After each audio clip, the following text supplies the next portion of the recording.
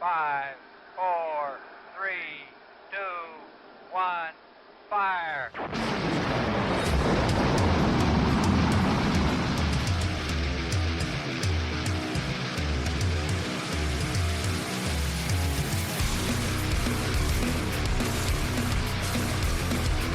Hello, and welcome to the Indie Wrestling Experience, where we discuss all things related to the Indie Wrestling Experience. I am Bob, and I am back with a sick John. Hey everybody! Pardon the rasp. Oh man, how you doing, my friend? Other than the rasp, I'm good, man. I'm practicing my sexy wrestling voice. I love it. I love it. Well, listen, so we got a pretty cool show today.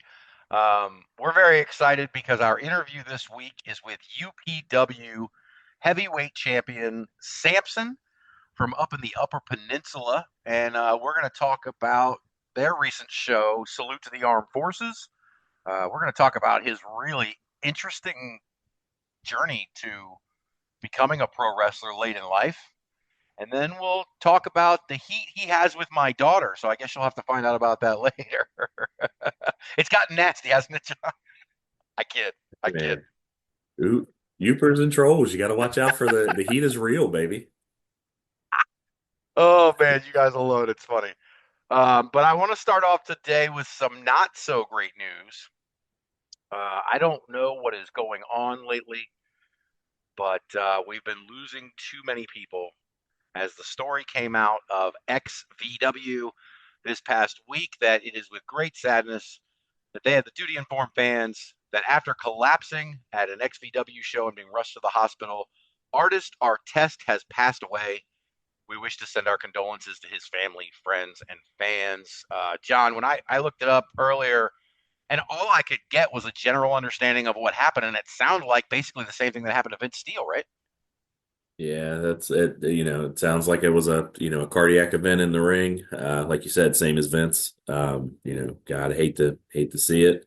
You feel bad obviously for the wrestler and his family, and anybody that was in attendance. I mean, that's something that's going to stick with you. But yeah, we're having a run, and it's not good feelings, man. It brings back a lot of anxiety. I know for you and I, coming up 80s, 90s. Like you said, we kind of got a little desensitized to things. I think the wrestlers now, by and large, take much more, just with knowledge of the body and how things work, take much better care of themselves. So when it happens now, it really hits you harder, man. It's sad to see. These are young guys, and you don't want to see that happening to anybody, man.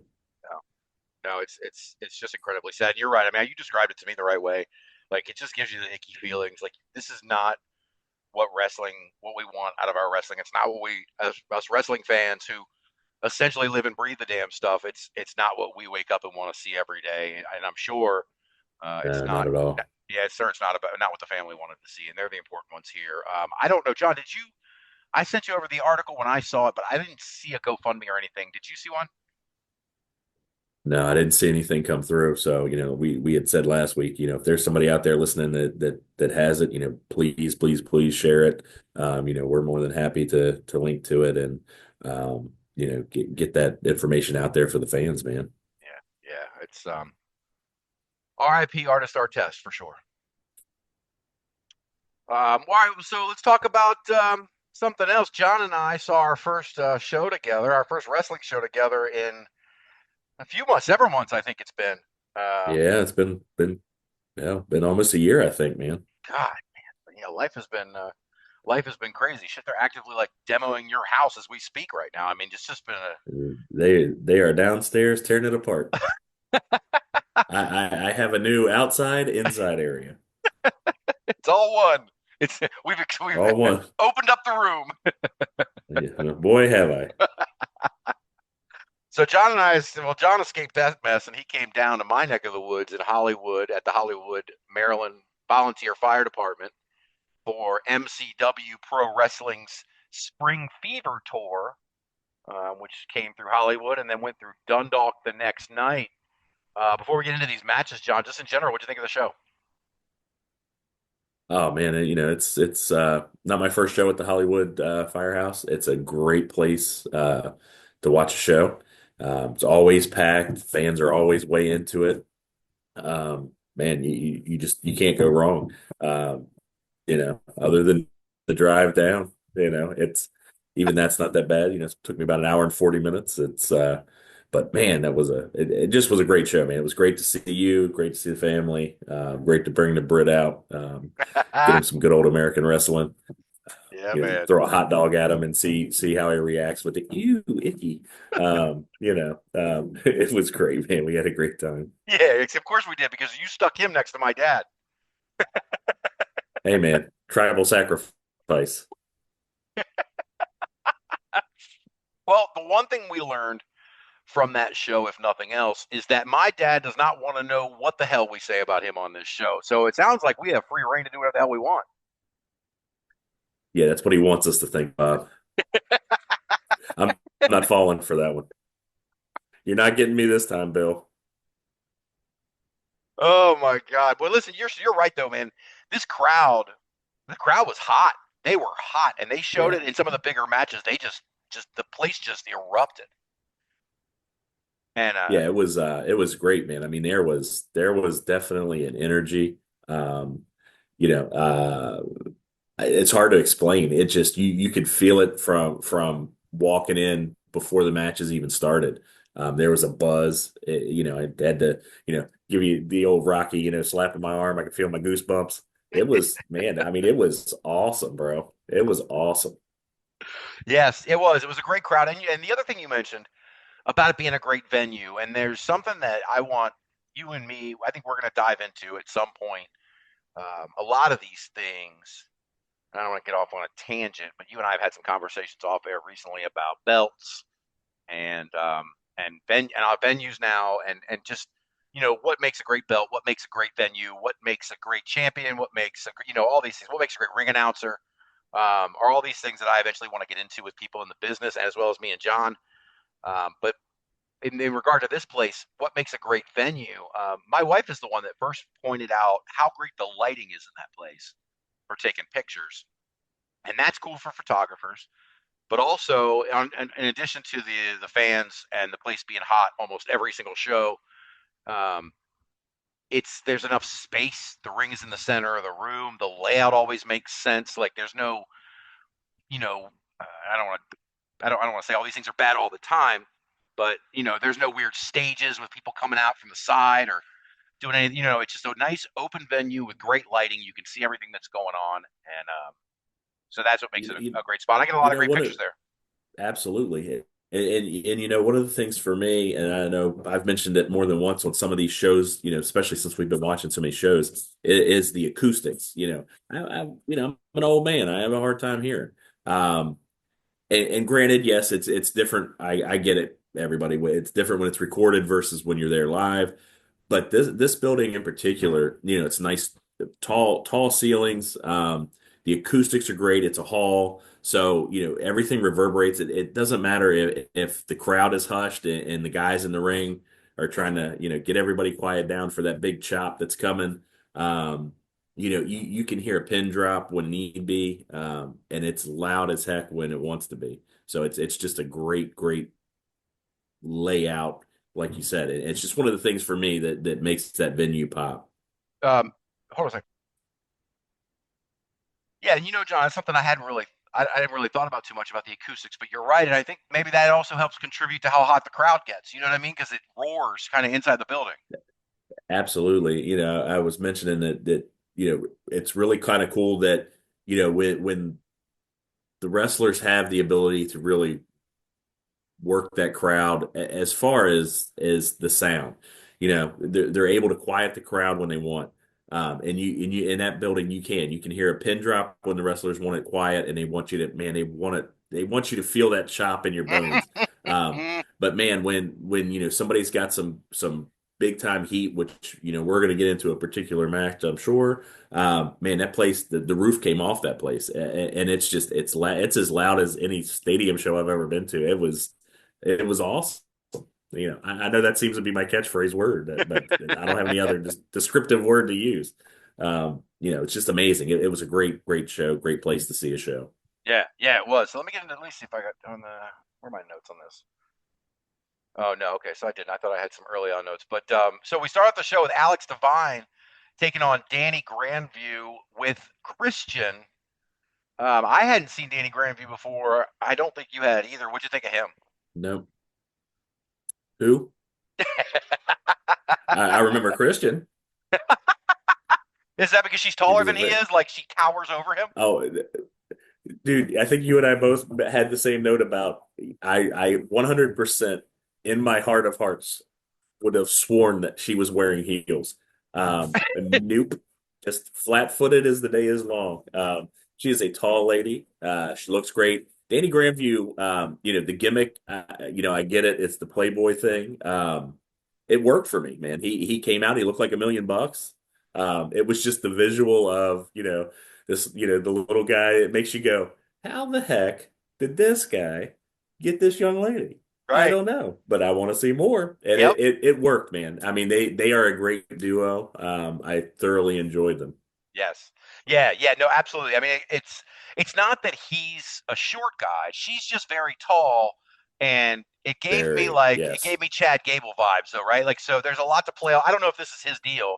It kind of felt like it might be, but the whole idea of like you said, how can this little guy get this big tall woman, the weird visual, and he thinks he's the playboy, but he's short, she's tall. Like I don't know if that's all where they were going, but that's what I got from it too, and I thought it was just really I think there's a lot Yeah. of nuance there to play with. Well, it popped, man. I mean, I think everybody in the crowd, it caught everybody. Mhm. Everybody. I was listening to the people around us. Everybody had kind of the same thoughts going on, the kind of the same questions. And like I said, I mean, together they pop, man. They Mhm. look great. Yeah. And Alex Devine is always just he's incredible. The flips, that finishing move, I don't even know what I would call that finishing move. It's a splash in the end, but it's like I don't know I don't know different I need a swimmer on here because I don't know what that dive is, but he goes kind of his body goes straight up in the air instead of like spinning. I don't even know what you'd call that, but I I don't think it's know. cool. It's a really cool visual. Alex Devine is some of the moves he pulls off are just it just kind of leaves you flabbergasted. I mean, Hmm. it's you talk about death defying. I mean, as an old man and kids, I'm sure around their age, makes me go, "Whoo, man, don't do that. You're gonna hurt yourself." But man, it's amazing to watch, and God, he can move around the ring. It's and Grant, Danny Grandview was the great guy to make him look even more impactful. He took everything great. He bumped great. It just great match all around. Yeah. So I'm gonna jump forward in a way as Alex Devine leaves the ring victorious. He crosses as on the ramp with Alec Odin, his opponent for the next night, who has been chasing him for the Rage TV title for months.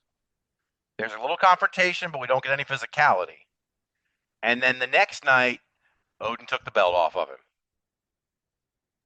Yeah, I'll give that one to you. You called that one. Yeah. Odin. Odin coming out looked like a man on a mission.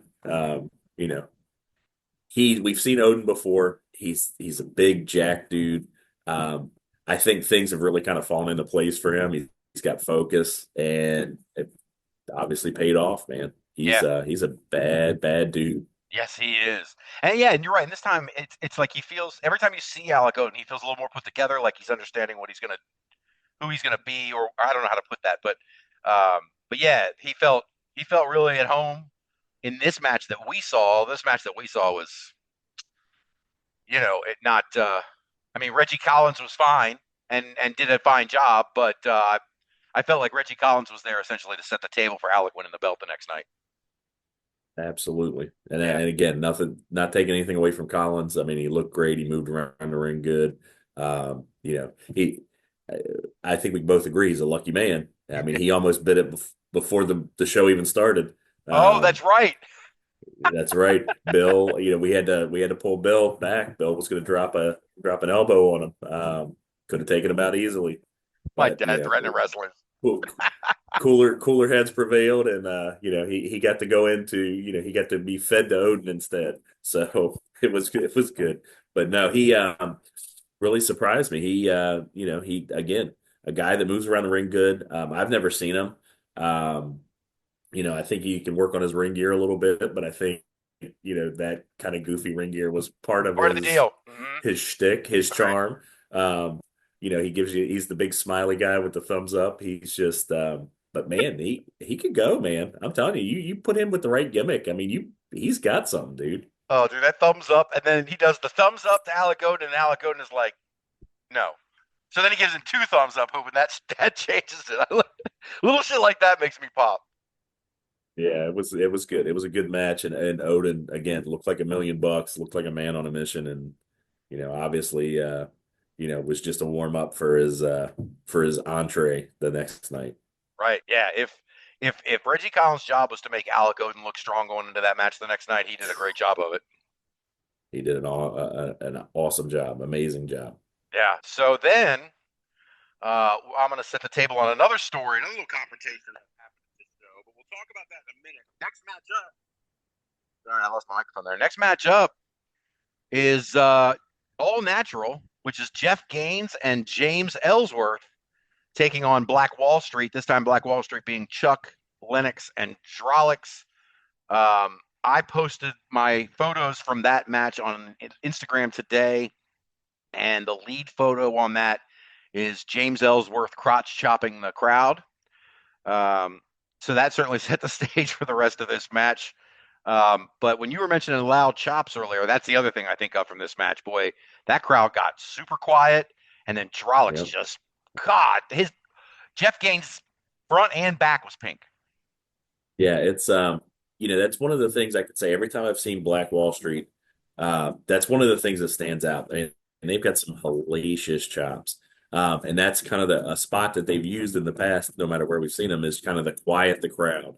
I know we were speaking, we had taken my son with us at one point and seen a match, and that's his standout memory is when Black Wall Street quieted the crowd. I know they had some newbie guys in there, and they were shh, and man, just I still feel it. My chest burns now. It just oof. It's great, but yeah, Black Wall Street is one of the most fun tag teams that I've seen in a while. Every time I see them, I'm entertained. They do great, and Ellsworth, he's worth the price of admission, man. He's just that funny comedy kind of slimy, wormy little guy, and he plays it perfectly. And by all intents and purposes, Ellsworth is a great guy. I actually spoke to him out, during intermission, and man, he's talking to everybody. He's just a nice, honest, genuine dude. So, more power to him. But yeah, he let Gaines take all those chops, man. Ellsworth wasn't taking that. All right, man, I'm putting you on the spot. You got to tell us about your conversation with James Ellsworth. It's too funny. So, Ellsworth, is out in the hallway, and he was wearing a minor league baseball cap, and he caught me, and just he's like, "Hey, man, really like that hat." He said, "Well, where'd you get it?" This, really like the chin. And, oh man, did you really say that? I said, "Man, I'm just really that would have been my end." That would have been my end to get him get him on the show, but didn't feel like the right time, missed my opportunity. But no, just a great guy. I know we're going to see an Ellsworth show coming up. Maybe I'll have to wear the hat, see if I can jog his memory. Yeah. I'm sure that show was packed and he was talking to everybody, so don't know that he would remember that, but we'll see if we can jog his memory. Maybe we can lure him in, Bob. We can lure him onto the show. We're going to get him on the podcast. Jimmy Ellsworth. Oh, man. But I tell you about James Ellsworth, and this is the thing, right? So, most wrestling fans were introduced to James Ellsworth when, the Braun Strowman deal, and, people were chanting, "Let's go Jobber," right? And then it was funny for a while, and then he was, Carmella's deal, but he was always kind of the snivelly heel, but he is a professional, man, in the ring. Like, I made notes on here, like the way he sells is just, he sells so well. Everything has this big reaction, but it's appropriate. It's not like crazy. I made a note that he did the Ric Flair fall flat on his face first when Chuck Lennox was beating his ass at one point. And what's the other thing I made a note on here? Oh, that's right. Then he went to tune up the band for No Chin Music. But then I guess this is the end. So Jimmy goes for No Chin Music. Drolix catches the boot, spins Jimmy Ellsworth around. Chuck Lennox hits Ellsworth with the super kick, and then they hit their modified 3D finish for the win, which is just such a cool visual. Isn't it? I mean, it's just perfect for those guys. It's just it looks amazing, looks impactful. Definitely looks like it would end a match, and it did. So yeah. Let's see what else we got. Oh, so then the next match, Jadis Quinn, who's been rising lately, taking on Tony Mako, whose dojo has expanded from the last time I saw him. This time there were 3 guys with him, all dressed in costume. I mean, they looked fantastic. The visual of Tony Mako and his Dolomac dojo is a really cool visual. I think he's done a really great job. yeah, the mask, the hat, the robes, you know, like you said, just looks great. You and I were talking, you know, Dolomac, you know, somebody to pull out, you know, I know it's the old school reference, but you know, the Last Dragon, you Right. know, Oh yeah. bad guy. It's awesome. You wonder why nobody's done it before, but yeah, just visually, I mean, the crowd was into it. It was good, and yeah, you know, Jadis coming out. Really got something different and unique, and I'm into it. So Crowd much so was. that you know there's some you know, among my wife's friends, because they know, you know, what we do as far as the podcast and into the wrestling, and none of them really watch wrestling or anything, but it just by happenstance, you know, somebody came across you know, Jadis on Instagram, and decided, you know, since my wife was like, oh, you know, your husband needs to talk to this guy. This is, you know, this is like my favorite wrestler now. I was like, you know, hey, I actually know that's Jadis Quinn. I've seen Jadis Quinn. Yep. So we're going to see Jadis Quinn this week. That's right. So yeah, Jadis is really getting out there, man. And put on, I mean, that match was a banger, man. Yes. It It was really was, great. man. They did a great job, you know. I mean, and the dojo becoming the distraction. Jadis Quinn fights him off, and that Canadian Destroyer. We were trying to figure out what Jadis is calling that. We were kind of making a joke about how every wrestler seems to have their own name for that move nowadays. But whether it's a Mexican Destroyer with Penta or a Panama Sunrise or a whatever. So I'm curious what Jadis calls it, because I would like to call it by its right name. But the visual on whatever the Destroyer is was really cool. It was a great way to end the match. Hey, for you know, for a move that a lot of high level guys are doing, um, man, don't sleep on Jadis's version of it, man. It is just as smooth as Adam Cole's, as Penta's, as it looks just gnarly.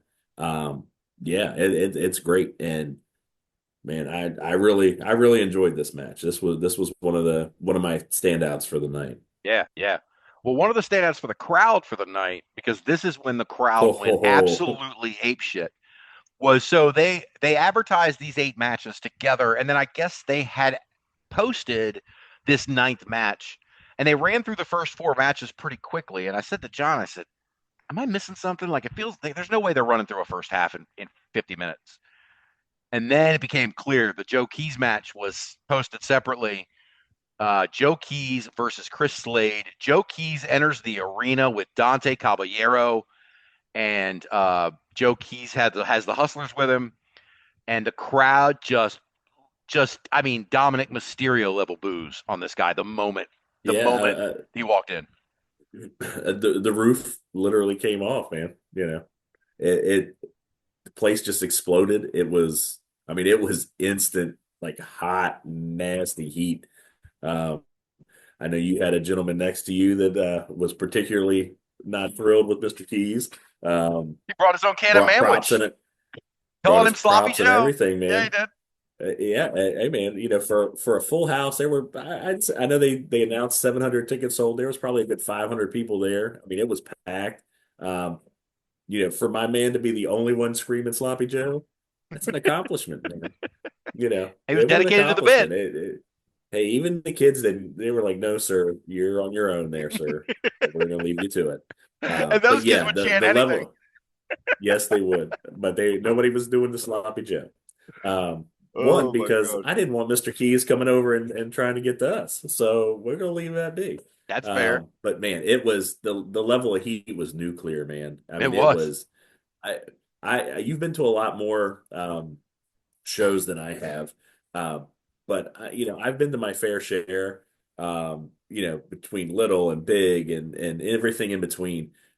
I don't know that I've been to any show where I've seen that level of visceral heat. I Yeah. mean, those people they were just, I don't know what Joe Keys has been doing, but man, he's getting his reaction, that's for sure. Oh yeah, man. He and those hustlers, they've been wreaking havoc for months. When he went from being Joe Key to Joseph Keys, and then picked up the hustlers, and now Dante's back with him, man. I hope this reign goes on for a while. I want to see every show Joe Keys and Dante Caballero getting heat that is nuclear like this until the heat wears off. You know what I mean? Like run this thing as long as it's going to go. Send everybody at Joe Keys. Actually, in fact, I agree. the next night they sent a bunch of guys at him. And we'll talk about that in a second. But this match with Chris Slade, had you seen Chris Slade live before? Had we? Yeah, I've seen Chris Slade before. He's definitely moved up the card since the last time I saw him. But again, a lot like Alex Divine, has just got some amazing moves. The guy is so acrobatic and athletic. Mm-hmm. Man, he makes some things look effortless that I know are anything but. So Absolutely. it really was. And man, it was power versus speed and agility. Which I love those kinds of matches. But man, Chris Slade looks like $1 million. I mean, the look is awesome. Um, Again, the quickness and the speed, and they played it perfectly, man. Because sooner or later, the power's going to catch one, two shots, and when it did, Keys made it stick.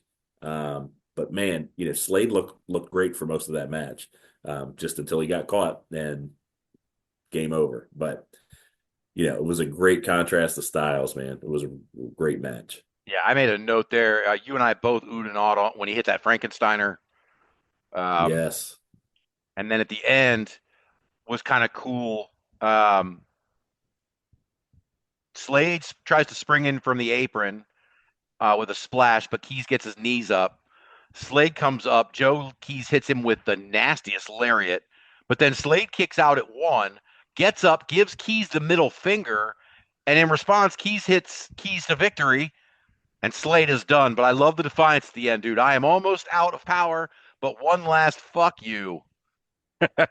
Yep. Yep. It was I'm going down, but you know what? Screw you, man. Yeah. And it was, I mean, like I said, they played, like I said, they laid that match was laid out perfect, man. It everything. The story was perfect. The timing was perfect. The move sets were perfect. It just, the pausing for the heat that was in the crowd was perfect. Just everything, man. Mm-hmm. Everything. Yeah. Very well done. Two great professionals. Um, Put together a hell of a match.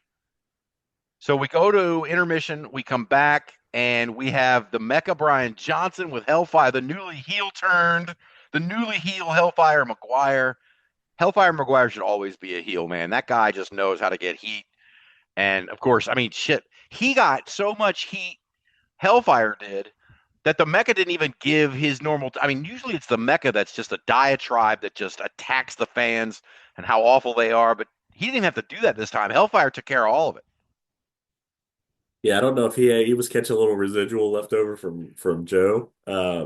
But yeah, he just as soon as he steps out of the curtain, man, the crowd is on his butt. It's just, he like you said, there's no reason he should ever be anything but a little Weasley heel manager. He is perfect. The Mm-hmm. look is perfect. The voice is perfect. Everything's perfect for it. And you're right. Brian Johnson didn't have to do his normal, the Philly rant and the screw the crowd and your town sucks, and you didn't have to get any of that because one, there really wasn't any time for it. everybody they were so keyed in on Hellfire McGuire. It was hilarious. Yeah, they were. It's true. Brian Johnson himself didn't really. He left that all up to Hellfire Mm-mm. McGuire to generate all the heat, and just Brian Johnson was zeroed in the ring. This match Yep. against Ryan Zuko, I don't know what's going on with the Zucos. Why Ryan is a single now? All of a sudden, they lost the tag belts. Now he's a single. So that I don't know. That tells me, I'm sure it's probably out there, but that tells me that Dad is probably either injured or maybe taking a break from it, and he's just going on his own for a while. But I got to tell you, Ryan Zuko is Ryan Zuko can go, man, and it was good to see him as an individual, as a singles competitor now, because I think the spotlight on him, I think he can really grow. Yeah, I agree with you. I think some singles time is going to allow him to kind of develop that character even further. Which I think there's some layers to that character, man. It hasn't been fully explored just because it's been within the confines of the tag team. Um, I'm interested in it. Like you said, he can go. He's got a great look. He's young. I mean, let's see what he can do, man. He definitely, held his own in there with Brian, which is no small feat. I mean, Brian is pro's pro, man. I Yeah. mean, that's, it's hello, it's the Mecca for a reason. Yep. Yeah, and yeah, I mean, the one thing that caught my visually was the swanton that Zuko hits at the end. That was a really pretty. And then, but that only gets a 2 count. So then there's a spot where at some point Zuko takes Hellfire. I think it's Hellfire McGuire's like studded or sequined loafer, and then he tries to hit Mecha with it, but the ref takes it. Then Mecha gets the other studded loafer, and as the ref's taking the one loafer away from Zuko, Mecha hits him with the other one and takes home the win. It's the perfect Brian Johnson victory. Yeah, well, perfect Brian Johnson victory, perfect use of Hellfire McGuire, man, for in that Weasley Exactly. heel. Yes. The Weasley manager. That's what they do, man. They find a way to, get the easy win for their guy, and but you know what? Zuko did make it easy, and it had to resort to some trickery, and you know, it happened in 1, 2, 3. I think Zuko will be better for it in the end. He's learned a lesson, and yeah, I think big things are on the horizon for him, man. Absolutely. So then we get to our next match where there is just an incredible amount of heat and just energy in the place. The former Velveteen Dream, Patrick Clark, taking on Ken Dixon in a Hollywood street fight. Boy, I was here for this one. Ooh. And let me tell you something before excuse me, was when I saw this show, when I saw the season speeding show in December, I came on the podcast. It was the only week that I came on completely by myself, which nobody wants to hear. So I'm doubting anybody heard it. But I said at the time that Ken Dixon had wrestled Patrick Clark at that show, and that there was a level of street fight, sort of unsanctioned match or whatever you want to call it, that Ken Dixon can put on that we've seen, you and I have seen at Joppa with, him pushing Brian Johnson through the damn crowd on a shopping cart and all that kind of shit. And I said at the time that match didn't seem to have as much energy as the other Ken Dixon no DQ matches or whatever you want to call them. Well, this one, I'm going to have to take it back because I guess they were building to this match because this match had everything, all the bells, all the whistles. It was fantastic. As a big, and take this with a grain of salt. I'm not, we're not going to get into any of the Velveteen Dream accusations, things like that. I think he's paid his penance, whether it's still ongoing, whatever. I was a big Velveteen Dream fan. I thought he really had this cool kind of mix of macho, Piper, Gold Dust. He Mm-hmm. just had something going. And man, he was, before the accusation said he was ready to he was going to be called Right. up. I mean, Yep. we both know that. Um, and I believe he'd have done big things on the main No roster. question. Obviously time away. This is the first that I've seen him, other than a match here or there on watching IWTV or something like that. Man, he's still young, super young. Very looks young. like God, he looks like $1 million, man. I mean, he looks like a top tier star. Carries himself that way. We didn't talk to him, but you and I kind of watched some of his interaction with the crowd and the younger kids and the older fans, and nothing but professional. Mhm. Everybody seemed to enjoy conversing with him. He was very gracious in everything he was doing. But man, when that switch flipped for time for that match, um, I don't think, Ken Dixon, I know what level of violence I'm going to get. It doesn't Yeah, you surprise do. me. Ken Dixon is a freaking madman. What I wasn't prepared for was the intensity and the level of violence that Patrick Clark was willing to go to. Yes. Man, he gave as absolute good as he got. And I could watch these two do that forever, fight forever. We could have. It was amazing. Yeah. Couldn't take my eyes off the match at all. It was kind of it went on. You know, felt like forever, but felt like I blinked and I missed it. It was crazy. 100%. And Yeah, yeah, it's every time it was like, okay, they've done all the spots. Then there's more spots. It was, when I thought everything was done and they had done everything they could do with this match, that's when Clark goes in his pocket and gets handcuffs out. What the oh, right. Why, dude? You had those the whole time. What were you waiting on? right? No, he But was too busy. even oh, I was just gonna say, even during the match, the level of interaction that they still brought in from the crowd, Mhm, especially the front row, second row, were kind of where we were, areas we were sitting, mhm. um, and the fan interaction with that, it just made everything. It was just an extension of the ring at that point in ringside. It felt like everybody was involved in that, Mhm. which I really appreciated. It was great. From the little kids there to the big kids, they kept it. While yes, it was a violent match, it was a street fight. Again, you and I have had this talk in the last couple of weeks, and knowing your audience and knowing how to cater to, who's on hand. I thought they did a really good job with there being a lot of younger kids there, Mhm. of keeping it somewhat PG-13. Yeah, I mean, my hats off to those guys, man. Congrats. Amazing. An amazing, amazing match. Yeah, it was. Let me see. I got some the spots here. Oh, right. So, the one thing I wanted to mention, and going back a minute, when you were talking about how gracious Patrick Clark was and how well he was interacting with the fans and how he seemed to be doing whatever, Mm-hmm. and then he flipped a switch. Well, the notes I had from the beginning of this match are Clark spits gum at kids. Like it was like, and I don't say that disparagingly. I said that's all. That's how a professional performer flips a hmm switch. You're in the crowd. He's interacting. He's selling for people. He's being customer service, whatever you want to call that, for sales. And then he's in hmm the ring performing, Yes. doing his job. And the switch flipped just like that. And Yeah, and it just was. awesome.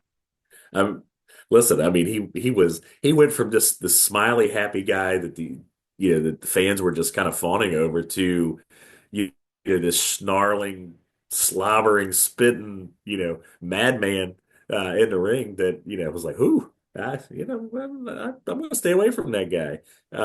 It was great, man. Like I said, it was great, and listen, he'll be on a bigger stage. He'll work his way back into an opportunity. There is too much talent. He is too good a wrestler. He is too good. The character's too developed. Yeah. The mic skills are too there. He's got everything. It's a matter of time before the industry decides his penance has been paid and he gets his opportunity. Now, if he squanders it again, that's on him. That's not on the fans. Um, I think he's probably somebody that's learned a lesson here. Social media has gotten more than one person, and Mhm. um, it's unfortunately we're in a society now where you're guilty until proven innocent. It's not the other way around anymore. So it's time is the only thing that seems to heal these things for most now, and um, you know he's on a clock, and when that time is up, he'll get his shot, and at least for me, I hope he does well with it. A young kid, I wish him nothing but the best, man. I hope he he gets his stuff together, and man, I'd love to see him at a big show, a WrestleMania, All Out, something. Nope. He deserves it, man. Say. No doubt. I selfishly though, I'm hoping he never goes anywhere because I like sitting in the third row for all of No, his matches. you and me both. You Because and me that's both. yeah, that no, this was a special match. And then afterwards, Dixon's handcuffed, both hands are behind his back at one point. But Dream hits the DDT and wins the match, but then decides he wants to attack Dixon afterwards, and this thing just spills the melee, the Donnybrook, the slobber knocker that took place after the match was almost more violent than before. You have officials running out, separating these guys. They're diving over officials to get to each other. I mean, it took forever to get those guys to the back. It was crazy. And then Stamper comes out and tries to get in the middle, but Stamper ain't getting involved in any physicality. They're going to beat his ass, right? So so Stamper's trying to be the Listen, authority, but at the same time, he knows these two violent dudes are going to, yeah, no, I got to figure something out. hey, listen, I still haven't quite figured out how Dixon was scarier with the cuffs on than he was with the cuffs off. I have. It was crazy. It was awesome.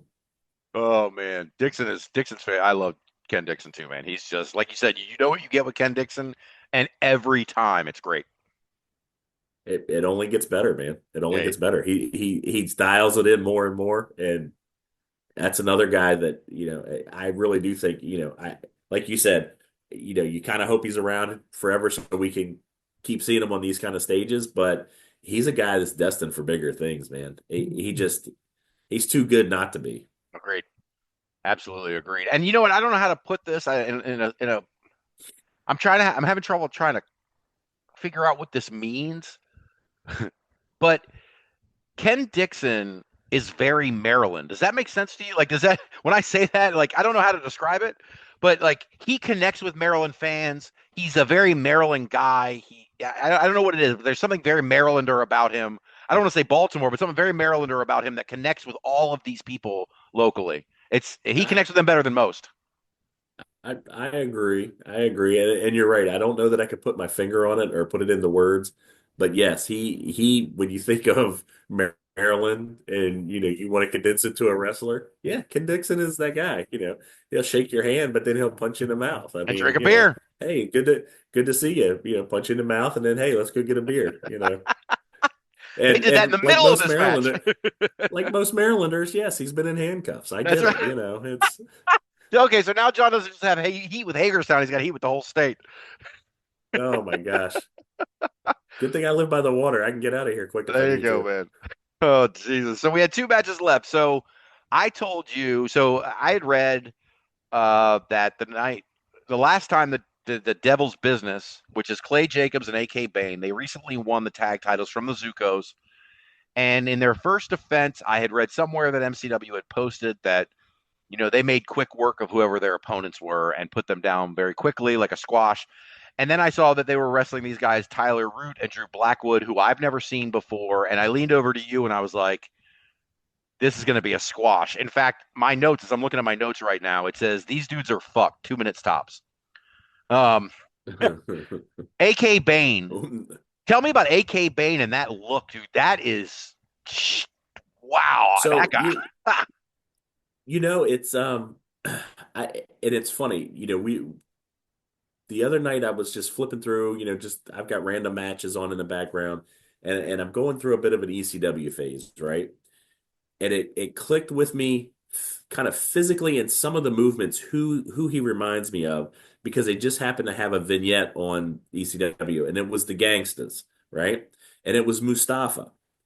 Right? So New Jack and Mustafa kind of had that aloof, like he didn't quite know what was going on. He's kind of looking off into the distance and the quick head jerky kind of movements, but just a big powerhouse.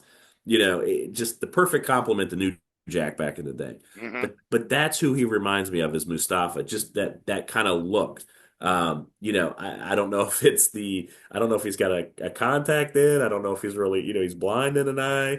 But the one kind of white eye, gray eye, man, just freaky, It all works, right? man. Yeah, and you said something to me at the show. You compared him to someone else, which I really like, which I really thought was apt with that look.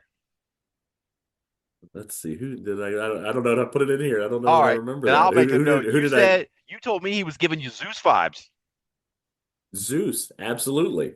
No holds barred, man. right? Coming back, real life imitating art. Tiny Lister showing up, just this big, massive out for just destruction. He was just there to destroy stuff. He Hmm. didn't have, he just happened to be in a wrestling ring. Didn't matter if he was in a wrestling ring. He was just there to hurt some guys. He was looking for a fight. And you know what? He found it, man. So yeah, Zeus, Mustafa, um, I don't know what it is, but there's something there. And, Hmm. if they can refine it, I mean, he's got the size. He's bulked up, but he's not cut. He's got that just Bulk. He's just a animal, big yes. just big meaty dude that just could just tear you apart. And Hmm. yeah, whatever they're doing, and yeah, I know you and I, well, I'm sure we're going to talk about the tags. They excuse me, they had some of the funniest tags, that I had Oh yeah, that's seen right. The in a slapping. match at all. They just like they didn't really be there with each other. They didn't care to be there with the opponents. Root and Blackwood were just kind of there to be cannon fodder. It's hard to describe that match, but it worked on so many levels to get them over. Hmm. Um, who wants to wrestle that? I don't. That's just guys that they just happen to have the belts. They don't want them. They don't need them. They're just there for destroying. Yep. We're just here to mess up some dudes. Yep. And we just happen to be the best at it right now in this promotion. No doubt, man. And Clay Jacobs, let's not sleep on Clay Jacobs either because he's got that creepy cult leader vibe too. He shows up in the coveralls. I mean, I think I made a joke to you. I made a joke to you at one point where I was like, "How is it the scary guys in here are wearing $5 Walmart coveralls?" And that they obviously weren't. But I mean, the gist was like they were the scariest dudes in that building, 100%, at least from a Oh, character absolutely. standpoint. Dude, I'm all in on kind of following them right now. Because I want to, dude, I don't see anybody on the horizon that puts up much of a match for them.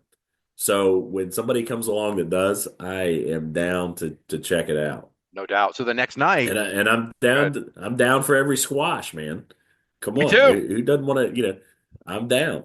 That's how you build. That's how you build big guys, man. I'm here for it. And these guys should be mowing through people. The Yes, next night, though, in Dundalk, they have a tag team battle royal to determine the number one contenders to the tag team titles. Black Wall Street wins that battle royal. They move on. They take on the Devil's Business and win by DQ. So this is going to be the Devil's Business first big feud. It looks like. And I I don't know I'm that in. if Drolix wants to hit some of those hard chops on Clay Jacobs and AK Bane, I don't know that they're going to feel it. I mean, that's like a tag to them, like you said. Uh, They were tagging each other that hard. exactly. They were tagging each other exactly how Drelix would land the slap or the chop. It's whew, that you talk about hard hitting, that will be a hard hitting match, but I don't see much hope for Black Wall Street. Yeah, no, absolutely. I agree with you. I don't think there's any way they take the belts off of them, but it'll No, be they'll I build out some think great that puts them matches. first. I think it puts them first in line of a long list of conquered teams, unfortunately. Hmm. Agreed. And then also I wanted to mention Amara Void with them. Uh, Hmm. she's a great addition to that group. I like that group. They turned her heel. She came to the ring in December with the Zukos, then kicked Ronnie Zuko in the nuts and or hit him and then turned on him and joined the Devil's Business. The vignette plays, the creepy vignette. Now they're together. She is, I think, a perfect addition to that group. I think they're a great little group. And then she goes on the next night, takes on Gia Scott, and now she is the women's champion, which I also called. But also, now all three of them have belts. So now they're so now they've all got belts. Now this is a thing. These guys are a thing. I agree. Yeah, I'm in. they're going to run the table on a lot of dudes. So they're going to be running things for a bit. And it's one of those where it's going to take some big names in the locker room to come together and decide, we're done with this shit. It's time for you guys to get your comeuppance because right now, unless you got, really some power with you, and I don't see you beating them. Right. I agree. I agree. I would love to see these guys hold it looks like Joe Keys. I would love to see these guys hold the belts and just run through teams. Did Yep, I see? And absolutely. I was looking at the thing for Friday night for this ACW show. We'll talk about it in a minute that we're going to. But isn't Amara on that show? Yes, she is. Yeah, I believe so. Yeah, Amara taking on Nahir Robles this Friday night at Queen of Maryland. ACW in Baltimore. It says Baltimore, but we know it's Pasadena because we're gonna be at Beefalo Bob's. Hey, that's right on the line, man. It's either the Dirty Dina or the Dirty. We're down, baby. One other note on Amara Void was I got some really cool shots of her just berating a child during that match, which is just so good. It was Uh, funny. I love it. There she was doing that right on our side. Oh, the other thing I wanted to mention as I'm looking at my notes here is that finisher, the double choke slam finisher. My God, they're just driving guys through the mat. Yeah, it was it seemed necessarily violent. But I love that. So it is definitely when you say a finisher, nowadays a finisher doesn't mean what it used to. Dude, that's a finisher. That Yes, is an it old is. school finisher. That is, if we hit it, it's done. You're not getting out. Nobody's kicking out. Um, man, yeah, great. Just great. The great. Everything about him, great. Scary, great. Yep. Now, so then after all that, we still got one more match. The match. Well, I don't know if it's the match of the night. I think that the Joe Keys match and the Ken Dixon match were all very, very good. Tied, top three-way tie for top match of the night. But Nick Nemeth, the wanted man, came to Hollywood, Maryland. I posted a video on TikTok of him entering. It was crazy to see the former Dolph Ziggler live. And boy, did they pick the perfect opponent for him in Miles Hawkins, who I just absolutely love. He's great at everything. You definitely like you again. We've talked the last couple of weeks. You kind of especially like these WWE ID matches, things like that. You watch these shows and these shows are great, but you can see the level of skill go up. And again, you just mentioned it. I don't know that this was the best match of the night. This was the highest skill level of the night. Correct. That's no Um, question. it these two guys, one, Ziggler. See what I did there? You can't Mm-hmm. get Ziggler out of your head. Can't. Nemeth, the quintessential WWE superstar, right? I mean, he is their guy to a T. He's I would say this generation's closest thing. A lot of what I see anyway of what you and I think of Bret Hart can do absolutely everything, right? He's so freaking technical. Mm-hmm. Hawkins, holy crap! First, I've seen him in person. I believe at one point, didn't Hawkins have some matches on? It was dark, or he was on AEW for a minute, Yeah, he or was on Rampage recently. I Yeah. think he had some. Yeah, so I've seen him there. I think underutilized with what they had, but holy crap, can he Yep. go? Again, reminds me that there's so much talent out there that's not on these bigger stages, right?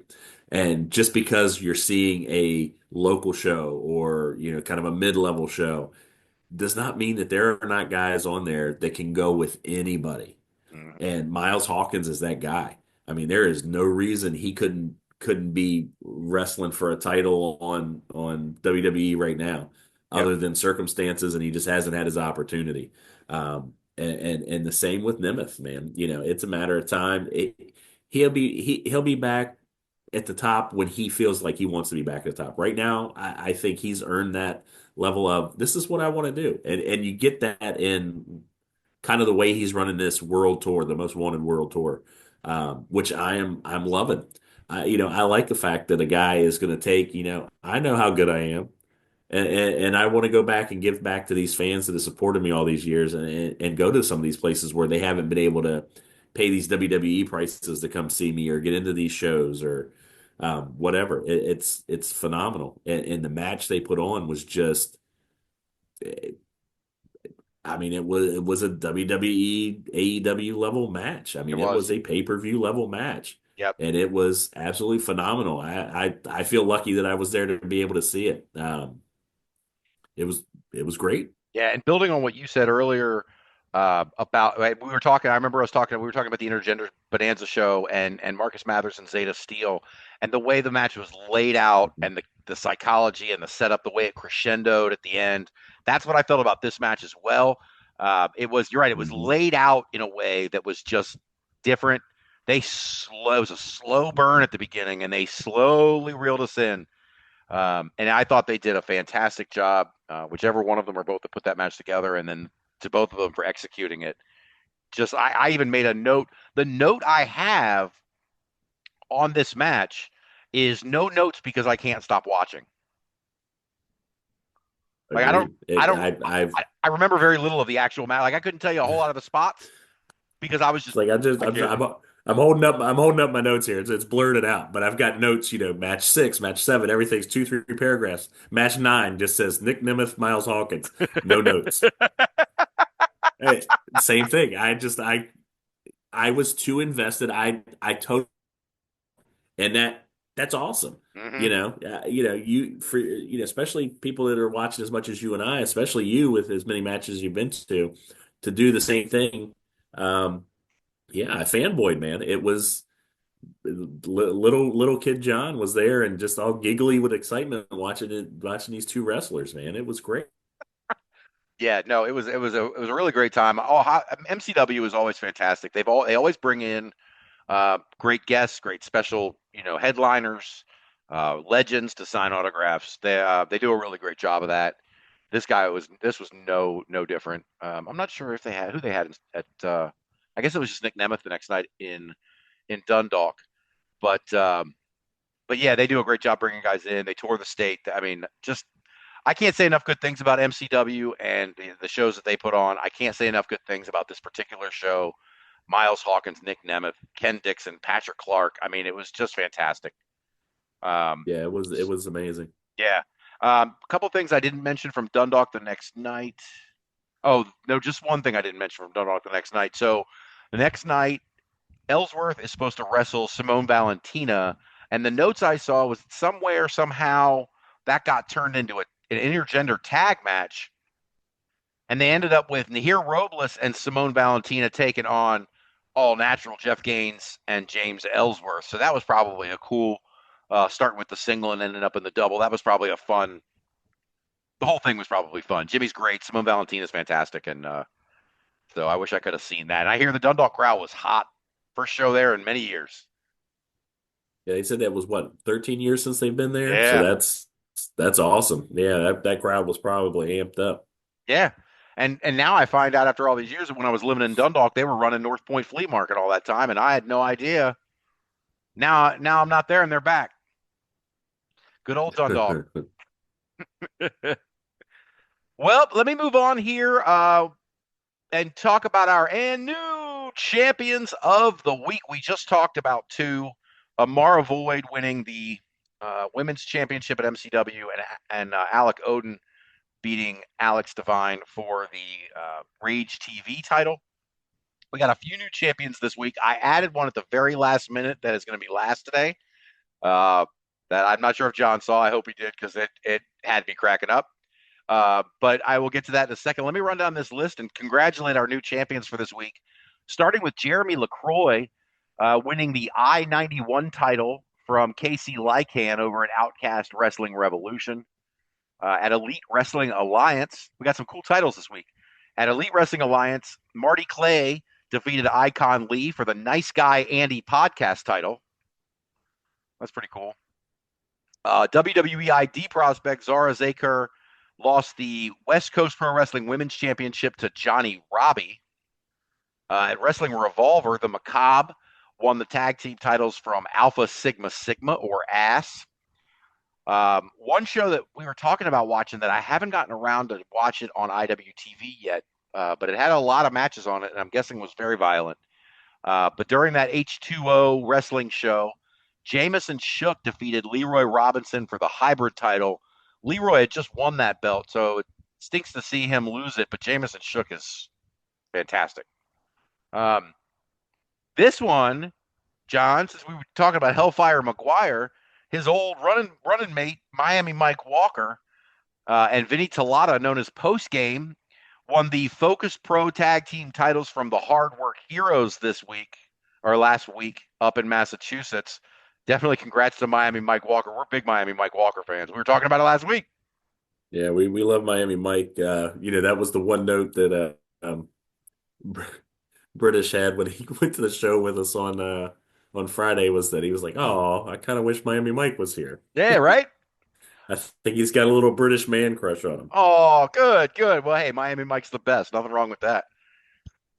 Nope, nothing wrong with that. Not at all. Anyway, Matt Daddies won the Wrestle Arts Tag Team titles for Apollo Star and Tyler Lydall, who was subbing for Cassius Star. At Horror Slam, Tommy Trainwreck won the deathmatch title from Eric Dillinger. At LPW, Jody Aura became your new heavyweight champion, defeating Oni King. The Establishment this past weekend picked up the Midwest Championship Wrestling Tag Team titles. At Nickel City Wrestling, the Wayward defeated Dangerous Game for the tag titles.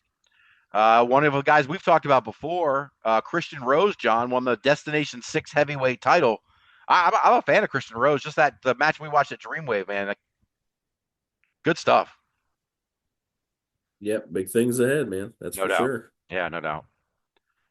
Pro Wrestling Action, Blake Banks won the Voltage title from Nick Turner. At South Central Wrestling, Deshaun Prince won the heavyweight title from Ray Stryker. Another guy we mentioned last week involved in this match at Three Legacies Wrestling, Tarzan Duran won the Legacy title in a triple threat match against Darian Hardway and Bro Keller. That match was probably fantastic. I want to get up to a Three Legacy show. We'd like Tarzan Turan. Not super familiar. Definitely, some of the watching we did this week. He was on, and man, he's got a great look. Mm-hmm. At All Star Wrestling West Virginia, Huff Manley defeated Aaron West to become the new heavyweight champion.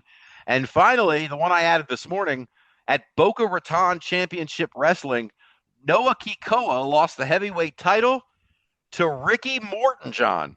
Your new Boca Raton heavyweight champion, Ricky Morton. Hey, if hey, congratulations, Ricky Morton. Definitely childhood hero of ours. If he's going to be the heavyweight champ anywhere, seems like, at his age, Boca Raton's a good place to be.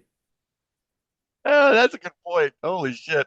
But it's funny because Bobby Blaze, Bobby Blaze had a lot of great things to say about Ricky Morton when we interviewed him. So, hey, again, and in all seriousness, yeah, I mean, Ricky Morton and Robert Gibson, probably my favorite tag team of all time. Mm-hmm. I know a lot of kids our age, they grew up on that, the old NWA, WCCW, that kind of stuff. Man, Rock and Roll Express, that it didn't get any better. Yeah. My rewatch right now has been the early 80s, and I've actually made it as far as 86 now, but a few months ago when I was in 84 watching the Rock and Roll Express come up and then watching the Midnight Express come right behind them into Mid-South, and then they took off for World Class. Now they're back in 86. They're back together. They're in Crockett.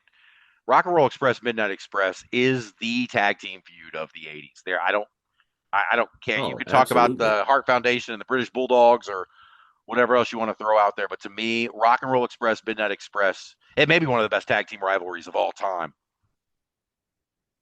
I'm down. Me. You and I think as one on these. So, yeah. That's what we cut our teeth on, man. So, when I think tag team wrestling, everything I think is, one of the two expresses. Just so smooth. Even back in the day, what hit me with those teams was that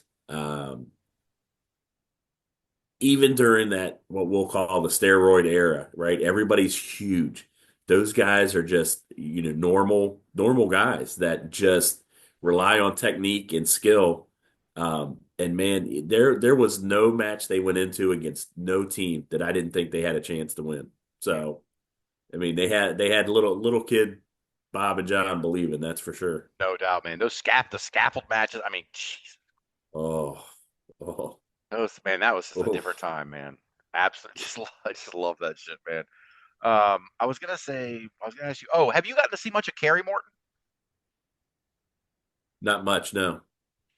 I've seen him a few times, a couple NWA shows and whatever. But he's going places too. I mean, I think he could be a better promo at some point, but that's the ambulance chaser from Southern Maryland. So take my opinion for what it's worth. But other than that, I mean, I think the kid's got a great look.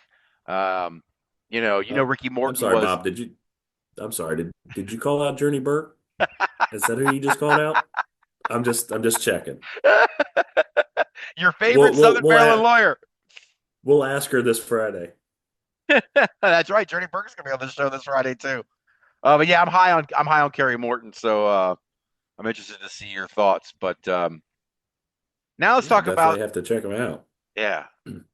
Let's talk about this YouTube recommendation of the week, John. I kind of played roulette here with the YouTube and kind of spun until my finger hit something, and boy, did it. I know they've been around for a very long time, but this is my very first time getting into an actual show that involved Juggalo Championship Wrestling. I'm not gonna lie to you, man. The show was good. Yeah, it's not horrible. It definitely it's a specific taste. But that's in the production. As far as the wrestling is great. Yes. They bring in, high caliber guys and girls. They put on good matches. Say what you want about, the Juggalo Championship Wrestling. It's its own kind of thing, and it's unapologetically its own thing. That's the best which I thing. think is kind of cool. That's and so I'm not here to judge. I'm here to watch great wrestling, and it was a fun show, man. They had some good matches on there. Yeah. So are you telling me you weren't too into Shaggy Two Dope on commentary, or which part was it that you didn't care? Hey man, the commentary is we'll call it the style of commentary is the no shits given type of commentary. Right. Which, hey man, I guess it's got its place. It's all tongue in cheek with them, and that's cool. They don't take themselves seriously. They take their wrestling seriously, which is all I'm looking for. So, if I hear a little different style of commentary and, they've got the black lights and the lighting is a little different and everybody in the crowd is painted up. And, that was the best. Hey, man, when I saw those faces painted up. You do you guys, but give me great matches, and you did that. And I'll tell you what, it won't be the last JCW show I watch. I know that. No, absolutely not. And so this show starts out where they're sort of recapping and setting us up for the main event. But then we go into the first match. I have the note here: people in Juggalo face paint in front row. The first match, I don't know if you've seen this guy before because I know he was on AEW once or twice. But had you got a chance to see Luigi Primo before? No. What'd you think of this gimmick? Primo, worth the price of admission, man. Come on. Spinning the pizza dough the whole match. You got a guy in a headlock spinning pizza dough on the other hand. And man, the pizza dough is open. Never seen that in my 49 years. That was awesome. So I am now a Luigi Primo fan. So, I'm going to find out where the restaurant is. I'm going to go get me a slice. That's it. Hopefully it's not, it's a newer piece of dough. But we'll see. I mean, listen, I made pizzas for many years, and I think I can flip pizzas better than he can. Did. I'm just telling you that right now. Like, he's good, but I mean, I don't know. I don't know if you can hit a guy in a breadbasket with one as well as he did, though. No, but then the damn thing got turned sideways on him, and he almost got choked out or smothered with his own pizza dough at one point in the corner. That shit was hilarious. Well, hey, that's just the risk you take if you're going to bring the dough to the ring, man. Hey man, that's it. That's absolutely it. Briar Wellington, we didn't get to see too much of him, but I get the sense that he's a pretty good heel. He was generating some heat, and he was kind of the perfect foil, I think, for a 4-minute match against Luigi Primo. It was a quick spot, but I think they all did their job, and I think Briar Wellington's got something too. I think he's a pretty good heel. Yeah, I like Briar Wellington. He plays kind of that schmarmy heel. Mm-hmm. The better than you heel, which is funny. Jeeves, I thought was great as his manager. Um, and then again, Luigi won me over in that match, man. I mean, that guy's made to win crowds over. I Mm-hmm. mean, I had to giggle. Yeah, it's funny. He's got the whole pizza man gimmick, and he's hitting you with but then the thought and the naming of his moves. I mean, he hit the guy with the pizza cutter to win. Come on, the pizza Right. Love the cutter. pizza cutter. And, and commentary made the point of, oh, well, he didn't use the RK oregano to finish. So apparently he's got an RK oregano to finish, which is just fun to say. So come Oh on, my man. gosh. What's not to love in that match? It was great. It was a great, like you said, a little 4 match. Luigi goes over, pops the crowd, and that crowd was into it, man. They were Yep. into it. Yep, they were. And I bet, yeah, that was a hot crowd too, no question about it. Like you said, the people with the face paint in the front, boy, those are your hardcores, and they were ready to Yes, go. they are. And this match was quick, but it set the table for the next match, tag team championship match. Colby Corino and Shane Mercer, who I know we both think the world, both of them, taking on the Backseat Boys, JP and Tommy Grayson. Now, before we talk about the rest of this, I just wanted to say I saw these guys. They were the Amazing Graysons, and I saw them in New Jersey at Standalone Wrestling. And I thought they did a great job. And then when they're saying the Backseat Boys, and I keep hearing J.P. Grayson, and I'm like, I know that name. Tommy Grayson, I know that name. And I started looking it up, and I'm like, I know these guys. I saw these guys. They're a great. I mean, they're a fun tag team. These Backseat Boys. Obviously, they were the champions. But Colby Corino and Shane Mercer got a whole other story going on. It's clear Colby Corino thinks he's the mastermind, and he's just bullying Shane Mercer like a hired gun. You know these two are going to turn on each other.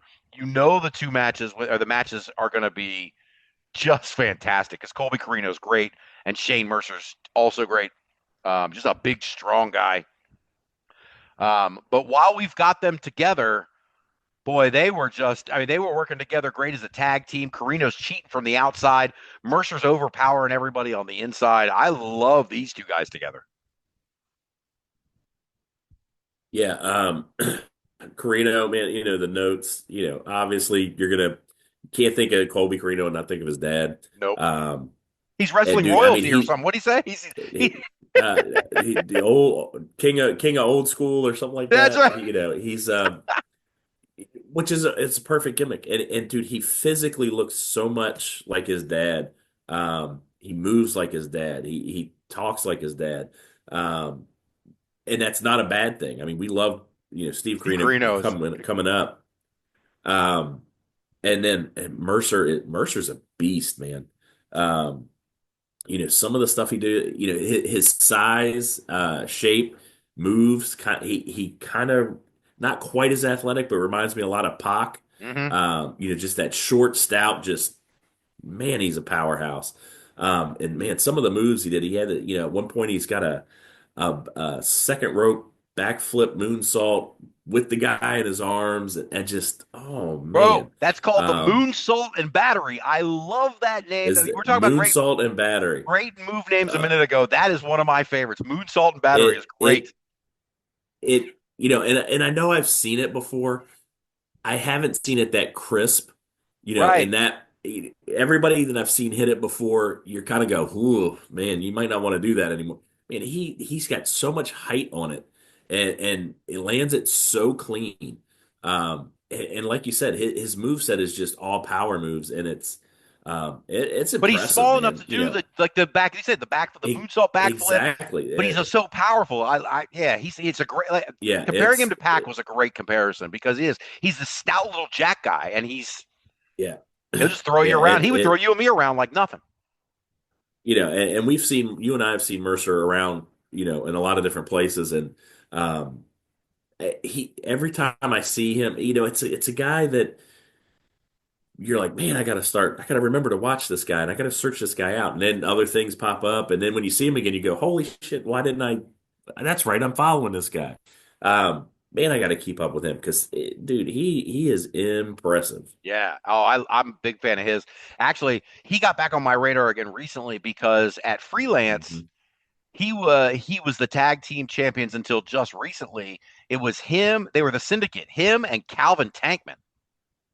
Ooh, Yeah. I love Tankman. Yeah, man, and they were fantastic. I thought they were going to hold on to the belts longer. Maybe that has to do with Tankman going in and out. I don't really know, but yeah, I really like the Right. two of them together. There was like a way they would combo that moonsault and battery. Like Tankman did some move, and Tankman would do some move to set up the moonsault and battery, and it was like a sequence. It was really fun. Yeah, I'm gonna have to search that one out and see if I can find it. Yeah. Next match, two names that we really know, two a huge contrast of styles here. Clearly a backstory between the two because there's stuff going on between them before that they were talking about. But dude, I just love Mickey Knuckles. I could not love Mickey Knuckles anymore if I tried. She is so pro wrestling. She sells. She's violent. I mean, every time she steps into, I don't even want to say into the ring because most of the time she's outside the ring, bloodying people with light tubes or some shit. But every time she's in an event, every time she has a match, Mickey Knuckles gives 100%, and she is completely dedicated to it. And it was on display here in what was kind of a short match, but a very good one. Yeah, Mickey Knuckles, what's not to love?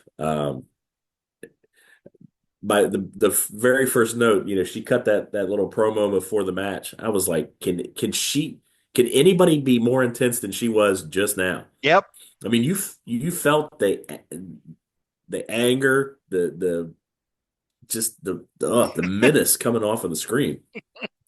And then, like you said, contrast in styles. You get a death match kind of wrestler here with Caleb Conley. I mean, come on, you pretty boy Caleb, Yeah, really? right. You don't have You one know what? scratch from What? barbed wire on him. Right? He's like, well, what did this poor little guy do? Come on, Mickey, what did he do? But clearly, like you said, there's heat. And the match was good, man. Like you said, it was a quick match. Mickey got in all her stuff. And Mickey hit a nasty Saito slam on Caleb. Hmm. Um, that just made me go, oh, that hurt. Caleb goes for a moonsault, misses it, and come on, Mickey Knuckles with a shining wizard. Oh, What? so good. It was great. It It was. was great. Oh man. Yeah, it was. I mean, like you said, it was just the contrast of styles, the anger, that was set up perfectly in the little vignettes before. Um, hey man, winner, winner. It was awesome. Yeah, absolutely. Some of the notes that I made about this was at the before the match even starts, Mickey Knuckles saying, "I'm not coming to fuck you. I'm coming to fight you." That popped the shit out of me. I was crying laughing so hard. Um, and then she's beating him with his own person, and I think they called it a merce. Yep, the They're Merce. beating him with his merce. Um, Other notes that I had on this was Caleb with the pendulum swing was a cool visual, but then also ramming her head into the chair while doing the pendulum swing, uh, I thought was really inventive. And then at the end, I mean, just classic Mickey Knuckles. All you hear is you hear the commentary team go, "Did she just bite the ding ding? Did she circumcise Caleb?" Listen, at one point, we get it's not our first match where we've seen somebody bite somebody an ear, a neck, an arm, a finger. She bit him in a wiener. And that's what they're like, oh, she's biting his wiener. Welcome to JCW, baby. We're here, Juggalos.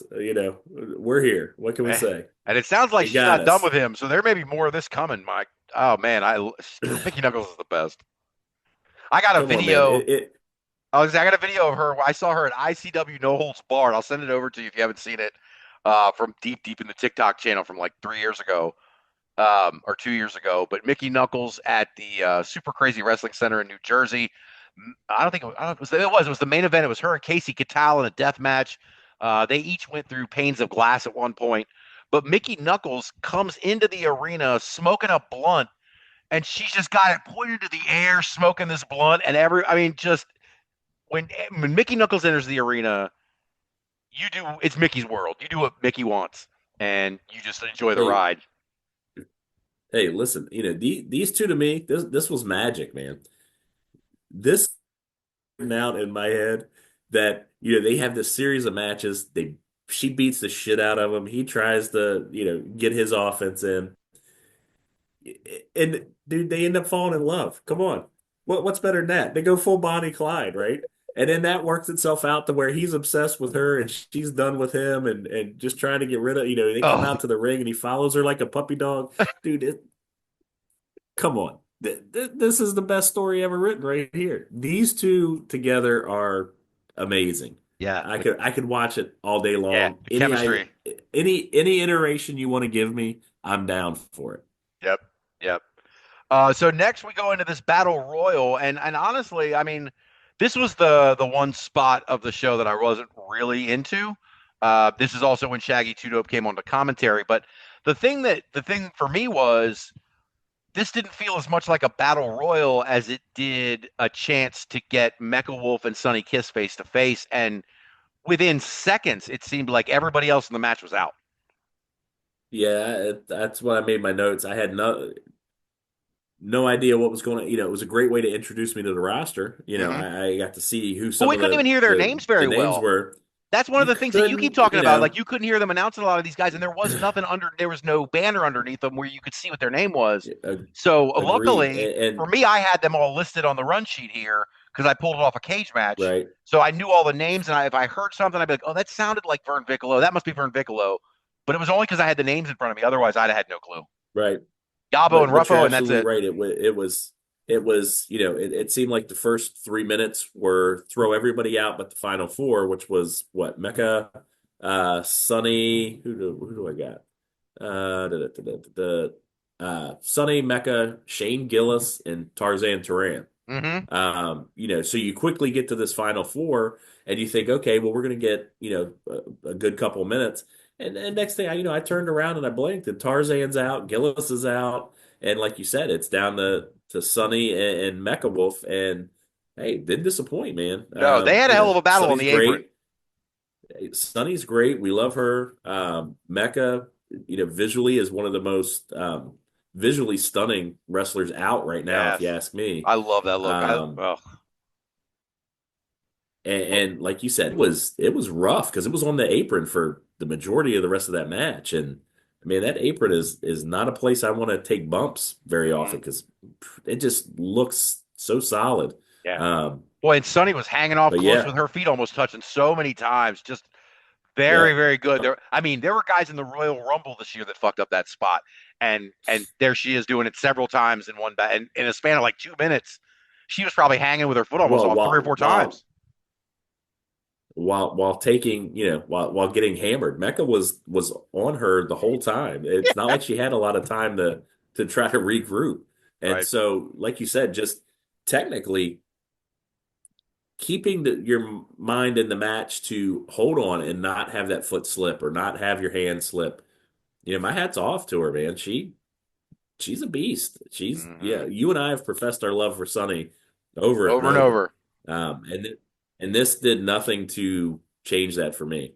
So, Well, hats off, man. Hats I'll say off. I'll say two things about Sunny Kiss. One, I think we talked about this Enjoy Wrestling show that happened recently, and Enjoy is one of those promotions that keeps their results under wraps. So we don't really know much about what happened. But that show, I think it was 3 weeks ago, was when Sunny was slated to get married at the show. I mean, Sunny Kiss is just everywhere, and that's really cool. I'm waiting to see. Enjoy breaks those shows up into episodes eventually. There will be about 4 episodes from that show, and so we'll get to see it at some point on YouTube. So I'm very excited to see that and how that wedding played out. Whether it was like, and I'm saying that because whether it was like Uncle Elmer's wedding that went to shit, or all the other wrestling weddings that went to shit, or whether it was an actual wedding that went off, normally. I'm very curious to find out. But also, but at the end of this match, at the end of this show, or I mean, at the end of this match, I'm sorry, Sonny Kiss calls out women's champion Danny Moe. Sonny Kiss wants Danny Moe. I am here for that. Yeah. Yes, I am so down for that. You talk about just a two athletes going at it. I mean, you get any more athletic than Sonny Kiss and Danny Moe? Come Nope. on, man. Yep. That is going to be bonkers good. And we're going to see Danny Moe on Friday night, too. Yep. So then we move on to the last match. They previewed it at the beginning. I didn't really want to talk about it too much, what they said at the beginning, but I guess there's some history here where Matt Cross had reached back into his past and pulled out some of his Lucha Underground roots by donning a mask and calling himself the Misfit just to get a shot at Willie Mack. So you know me and my love of Lucha Underground. Right. I am a Lucha Underground nerd. So he didn't go by the Misfit in there, but he went by Matt Cross went by Son of Havoc. Okay. Great. He was a heel. He was a face. Over I think the 4 seasons. He was one of the only guys that was there kind of the whole time. Matt Cross, Matt Capaccioni, whatever we want to call him, has been around for absolutely forever. But yeah, he had heat with Mac all the way back to Lucha Underground. I was going to ask you about that. I think I So may have even made a note to ask you about that. Like, they were there together, did they? So they had heat then. they had heat then. I mean, if I remember correctly, they had some time where they were kind of aligned, time where they were kind of against. But yeah, I mean, great matches. Like I said, you and I at some point are going to do a deep dive on the Lucha Underground. Um, but yeah, there's so much, like I said, Sonny Kiss with another Lucha Underground alum. There's so much stuff went on in there that you can, in your mind anyway, make the connections out. So the fact that JCW decided to kind of get that and play with that, I love it, dude. Absolutely love it. Yeah. And this match, especially it was a championship match, but it was a TV championship match. They go 11 minutes, 23 seconds. They said it's a Juggalo street fight, and I was here for it and ready to go. I think they did. I mean, of course they did a great job, but I did make a note.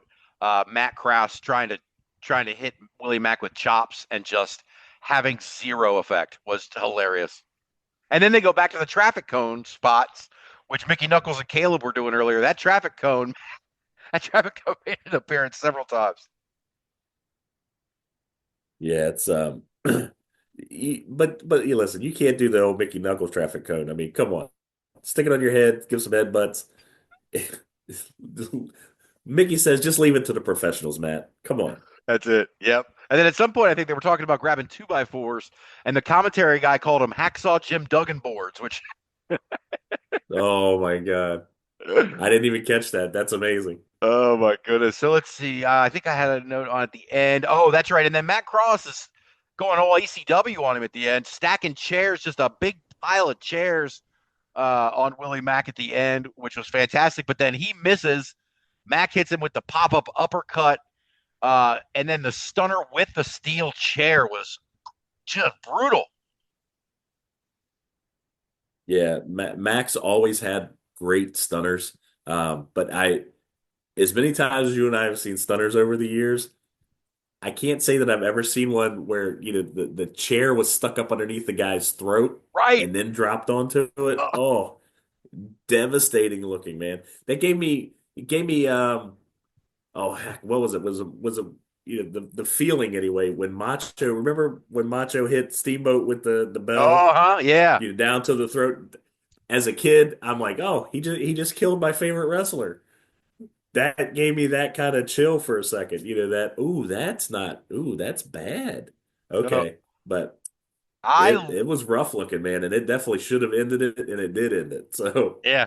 As an aside, I learned the word larynx from that spot in 1987. That's where I learned the word larynx in the first place. They said it so many times.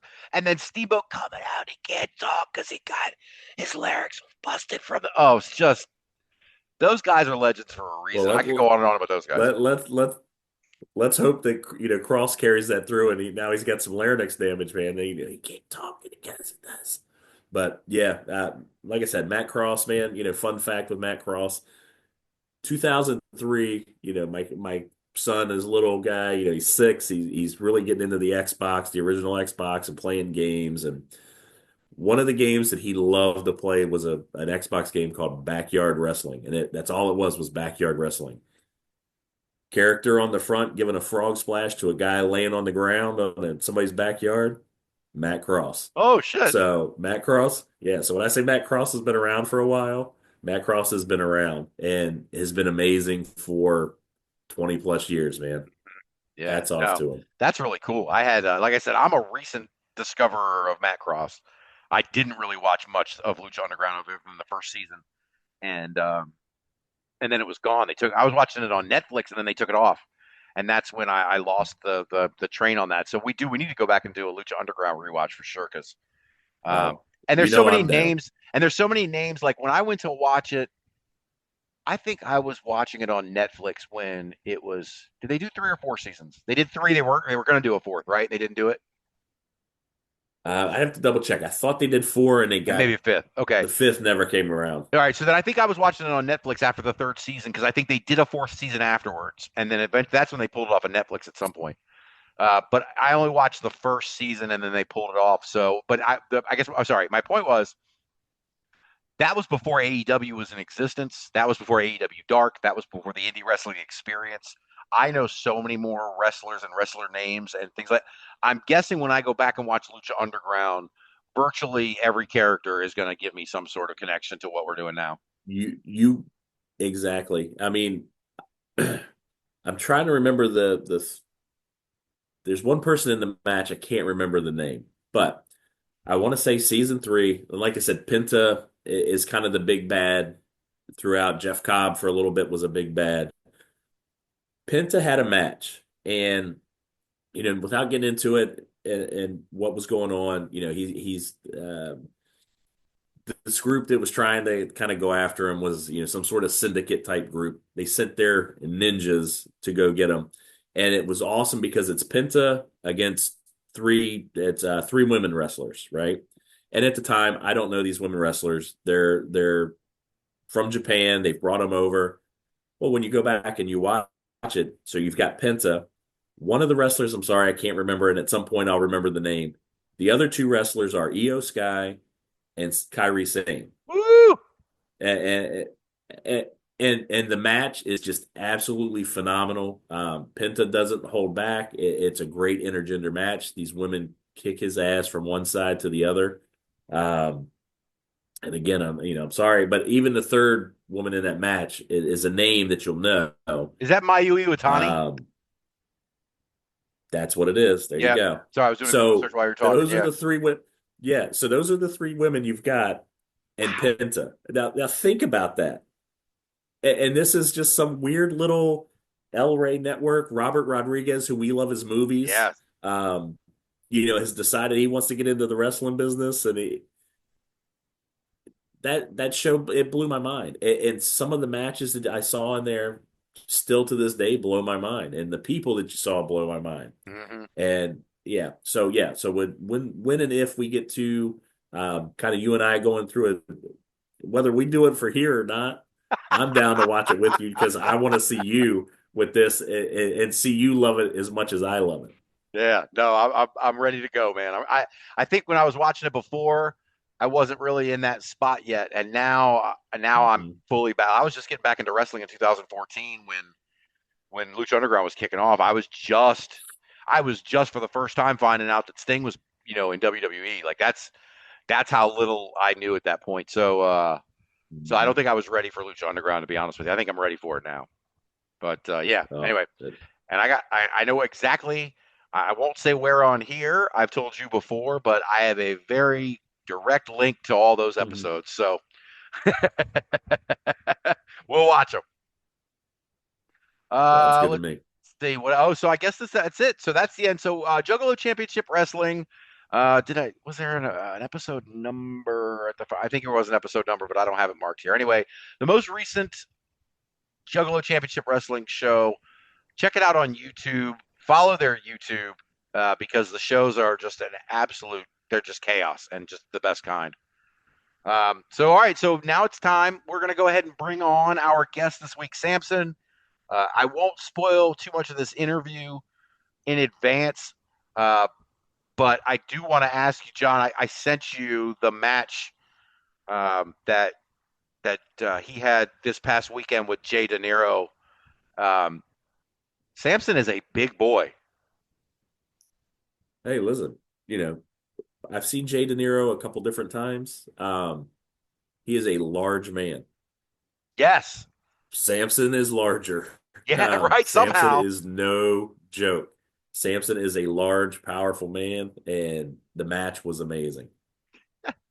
If you like big boys clubbing each other, this was your match, and I love it, and I thoroughly enjoyed it. And listen, Sampson can handle himself. Yeah. We'll put it that way. No doubt. No doubt. He's got an interesting story to tell. So let's get him on here to tell it. Awesome. All right. Well, we are withstanding some technical difficulties at this time, but I am pleased to introduce our guest for this week. The current, and by my research on Cage Match today, I figured out the second longest reigning ever UPW champion, Sampson. Welcome to the show. Yeah, thank you. Thank you. It's a pleasure. Yeah, no. So we've been talking. I'm trying to beat that streak too. Go ahead. I heard trying to beat that streak. That streak. I think part of that streak is like through the pandemic and like a year where they didn't run any shows. So I think I've got him on. It's like Roman and Hogan kind of. I've got more defenses. He's just got more days in. There you go. There you go. Yeah, I looked at it today. Okay, here it is. I wrote it down. Michael Jarrett, 1,029 days. Yeah. But you've been champion almost a year now. I'm pretty sure they didn't run in. Yep. May 7th will be a year. Technically, May 17th when we run our Marquette Mania show. That'll be the anniversary. That's where I won it last year. Right. Very cool. And I want to get into talking about all of that. But ever since the moment we started texting, and I know you already know this, what I've really wanted to talk about or find out more about is your backstory, because there's a lot of layers to it. So let's start there, Sampson. Tell me how you got into wrestling in general. Well, what led me into wrestling, and we'll just go into the amateur wrestling, at third grade, was professional wrestling. You watch it on TV, and I was a big fan, always have been, and that's what I wanted to do. So I'm at school and I get the letter, hey, there's a junior wrestling program starting, and you can sign up, whatever. And I go home like, I want to wrestle. Show up to practice the first day, and there's a mat and there's no ring, there's no characters, there's nothing colorful, and it's like, am I in the right place? Like, what is this? Quickly fell in love with the sport. Continued to do it all through high school. Found some, had some bumps in the beginning in the younger years, but was able to straighten that out and find some pretty good success with it later on through high school, and was able to use it, my wrestling background, and in a little bit of a mixed martial arts career that I did have for a while before injuries kind of played a part in that, and age. But no, it was great starting at a young age, and I think I took second in the States as a sophomore in Michigan, and ended up 98-0 my junior and senior year with two state titles. And when I was 15, which was 1997, I went out to Vegas for the first time and wrestled in the Danny Hodge World Championships, which was an amateur folk style tournament that they were holding out there, hosted by USA Wrestling, which was the magazine for the USA Wrestling that you see today. Back then it was all in print. And I won that, and I actually won that 2 years in a row in Vegas and then again in Reno, to go along with my pair of state titles. But after that, went into college and played some football. Did do a little bit, spent a little bit of time messing around with the Greco team at Northern Michigan University, which is the USOEC Olympic Training Center team they had up there. I would go up and roll around and practice and whatnot, but was never really willing to give up football to do that, which hindsight, I probably wish I would have, but what do you do? Yeah, right. Absolutely. So you're originally from Michigan, or? Yeah. Well, I was born in Glenwood Springs, Colorado. Lived in Michigan since I was probably 2 years old. My dad was from this area. We moved back to the Lower Peninsula when I was real young, and then moved back up to the Upper Peninsula, the Marquette area, where he was from when I was, I think, about 7. Hmm. So I've been here a long time. Okay, right. And so you mentioned playing college football at Northern Michigan. What position you play? Defensive tackle, Oh, nice. Did that go any further than the one college? technique. I did play some semi-pro football around the area. Um, it was after I did the MMA stuff, but I just kind of had to test myself one last time and put the pads on and see if I still had actually played against Michael Jarrett's teams. He played in the same league, so I do know him from then. But I got football's a violent game, at least the way that I play it. So I proved what I had to prove to myself, and I moved on. Right. So you went to college. That's what I was going to ask before we had the little snafu here with Zoom. But um, did you did you play any football after college? Like you graduate, you're 22, 23, whatever. Did you graduate and then stop playing football, or until you were semi-pro, or Yeah, was there something in between? after so after I got out of college, I was probably had a year and a half or two of kind of hanging around, trying to figure out what I was going to do. And being that this is a small area, there wasn't a ton of like the opportunity for what I was looking for, which was one of two things: a professional wrestling school or an MMA gym. So I moved down to Indianapolis, Indiana, where one of my best friends is from, that I played college football with, and got a job down there, and was looking on the hunt for one of those two things. And what I found first was an MMA gym, and they had a pretty big mixed martial arts scene at the time, with guys like Matt Mitrione and Sean McCorkle and Chris Lytle and guys like that, all in the area training at the same gym. Jake O'Brien. Um, so I was able to get into that. Spent about 5, maybe 7 years of my life training and doing that, using my wrestling background and training jujitsu, and doing the fights on the amateur scene. Again, had pretty good success with that. Um, but it was towards the end of it, I started having issues with my left hip, and it's kind of like that's your lead leg when you're throwing those like Muay Thai leg kicks and things where you're really loading up and snapping with it. And my hips were probably already bad from football, from being the positions that I played my whole career. Um, so it was almost like corkscrewing it into the socket every time I would do that, and it just kind of wore out. And at like 34, I needed a hip resurfacing. So I kind of did that. I had that surgery, and I waited about a year, and I went back to the Muay Thai gym, and I could throw punches and I could throw some front kicks and things, but I couldn't load up like that on my hip, at least not at that point. So I was like, man, I need to find something else to do. And that's when I decided. I found that semi-pro football team that I played for. This was in my 30s, the one last hurrah with football and whatnot, Right. which led us to a couple of years of just kind of training, lifting weights, and doing my normal thing, and missing camaraderie, and missing the competition and whatnot. And I never was able to get that thought of being a pro wrestler out of my head. Like everything I did in my life, it was like supposed to lead to that. So it was during the pandemic that me and my boys were watching it all the time, watching Monday Night Raw, watching all the stuff where they're performing without a crowd. And I just started looking one day, and I found a school in Green Bay, the Dojo of Pain. It's 3 hours away, and they trained one day a week. And I'm like, I can totally make that happen. Hmm. Down there for a tryout, and obviously it went well. Even though I was older, I could still do the stuff, everything they needed me to do for a tryout, and started my training in professional wrestling. But within a couple of weeks, in the gym lifting weights, I tore my pec completely. Tore the muscle right from the sort of tore the tendon right from the muscle, which shelved me up for about 8 to 9 months. And by the time I was ready to roll again, where I felt that I was back to 100% and could withstand the impact and whatnot, UPW had kind of started back up, and things were starting to open up again. So I'll kind of pause that part of the story there, Mm-hmm. and then I'll rewind and tell you how my relationship with UPW began. Okay, so I had moved back up here in about 2011 from Indianapolis, and one day I got a Facebook message from someone asking me if I was the Uper. Well, I'm not. My dad was the Uper. He wrestled one professional wrestling show, was trained by Mike Shaw back between like 93 and 94.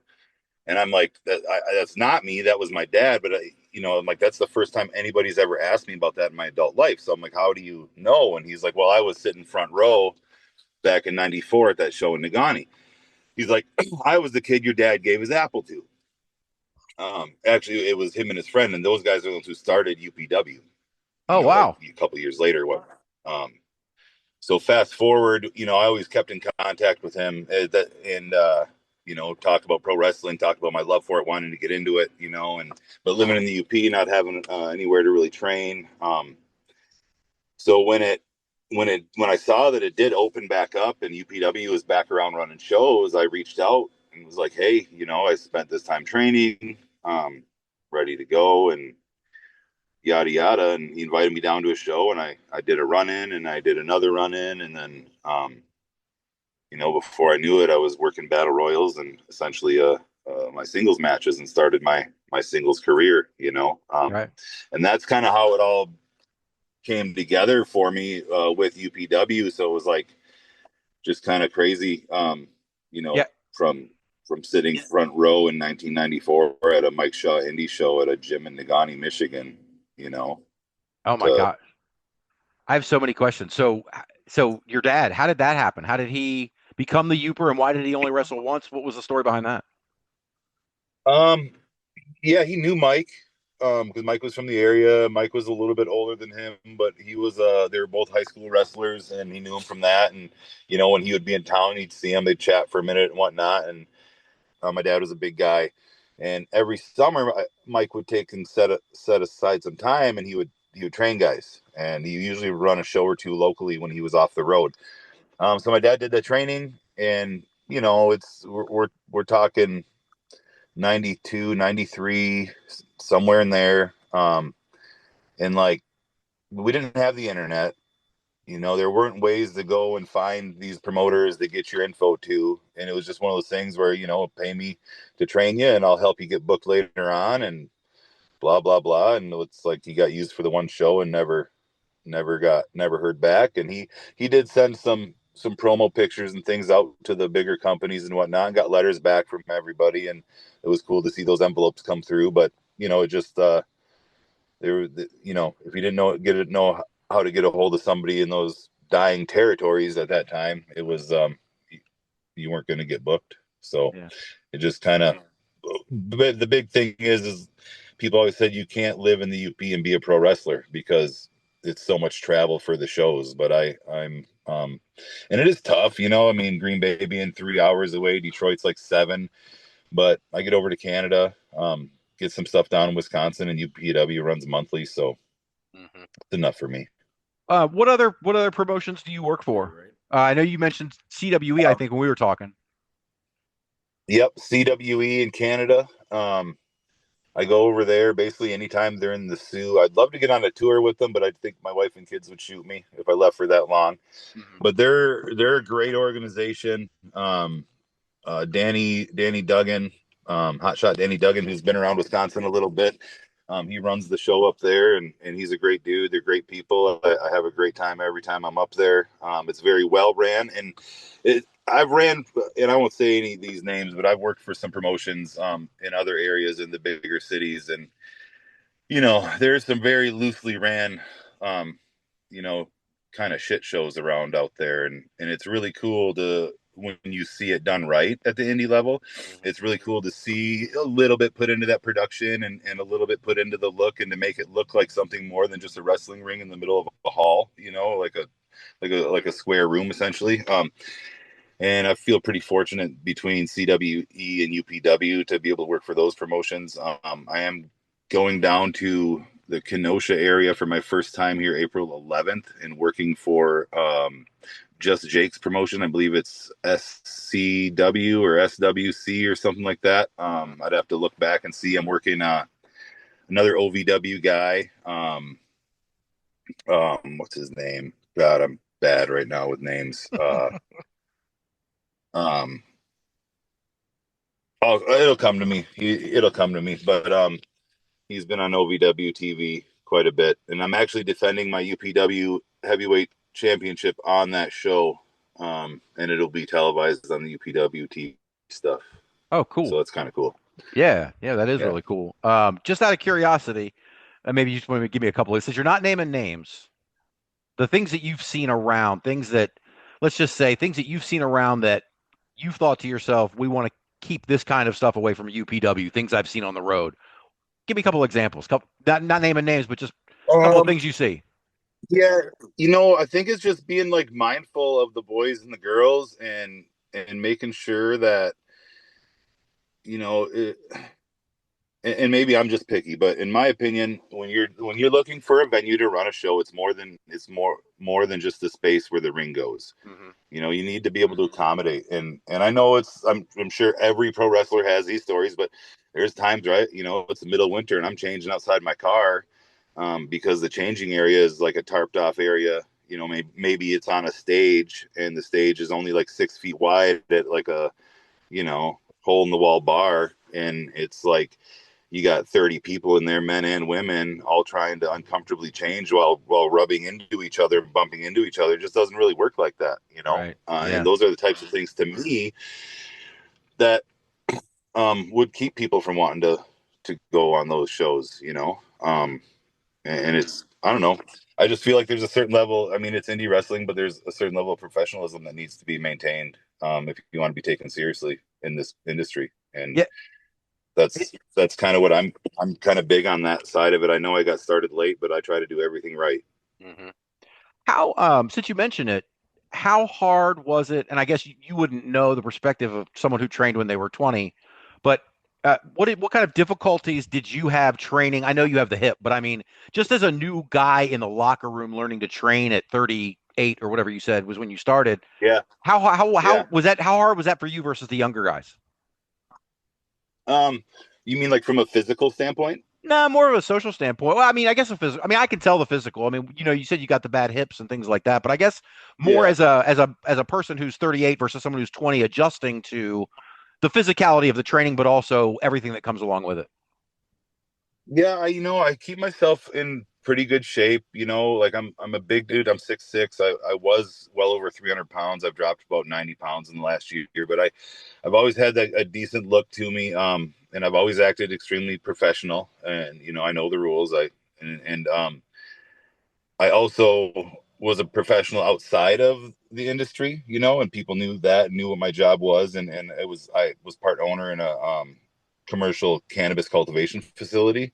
So of course everybody thought that was like super cool, right? So I feel like it probably helped me in a way, just that I wasn't just like, even though I was green, I wasn't like just some young punk kid. And the fact that I was at my age and my size, and I'm willing to do this stuff, even with the nagging things I have going on, I think showed a certain level of passion that I have for it, and that I really wanted to be there and really wanted to learn. And then also, in my career, I've always been thrown out in the deep end of things. It was like, here, have a match with Peter Be Beautiful, have a match with the guy dressed as Doink the Clown. Okay, let's work in a battle royal. All right, now we're going to put you inside of a 20x20 with Silas Young for the main event at Marquette Mania, and we want you to go 25 minutes. And I've swam my way out of all that stuff. I mean, obviously Silas was a huge help in that, right? The veteran always has got to kind of take the lead, and he led me through that, took care of me.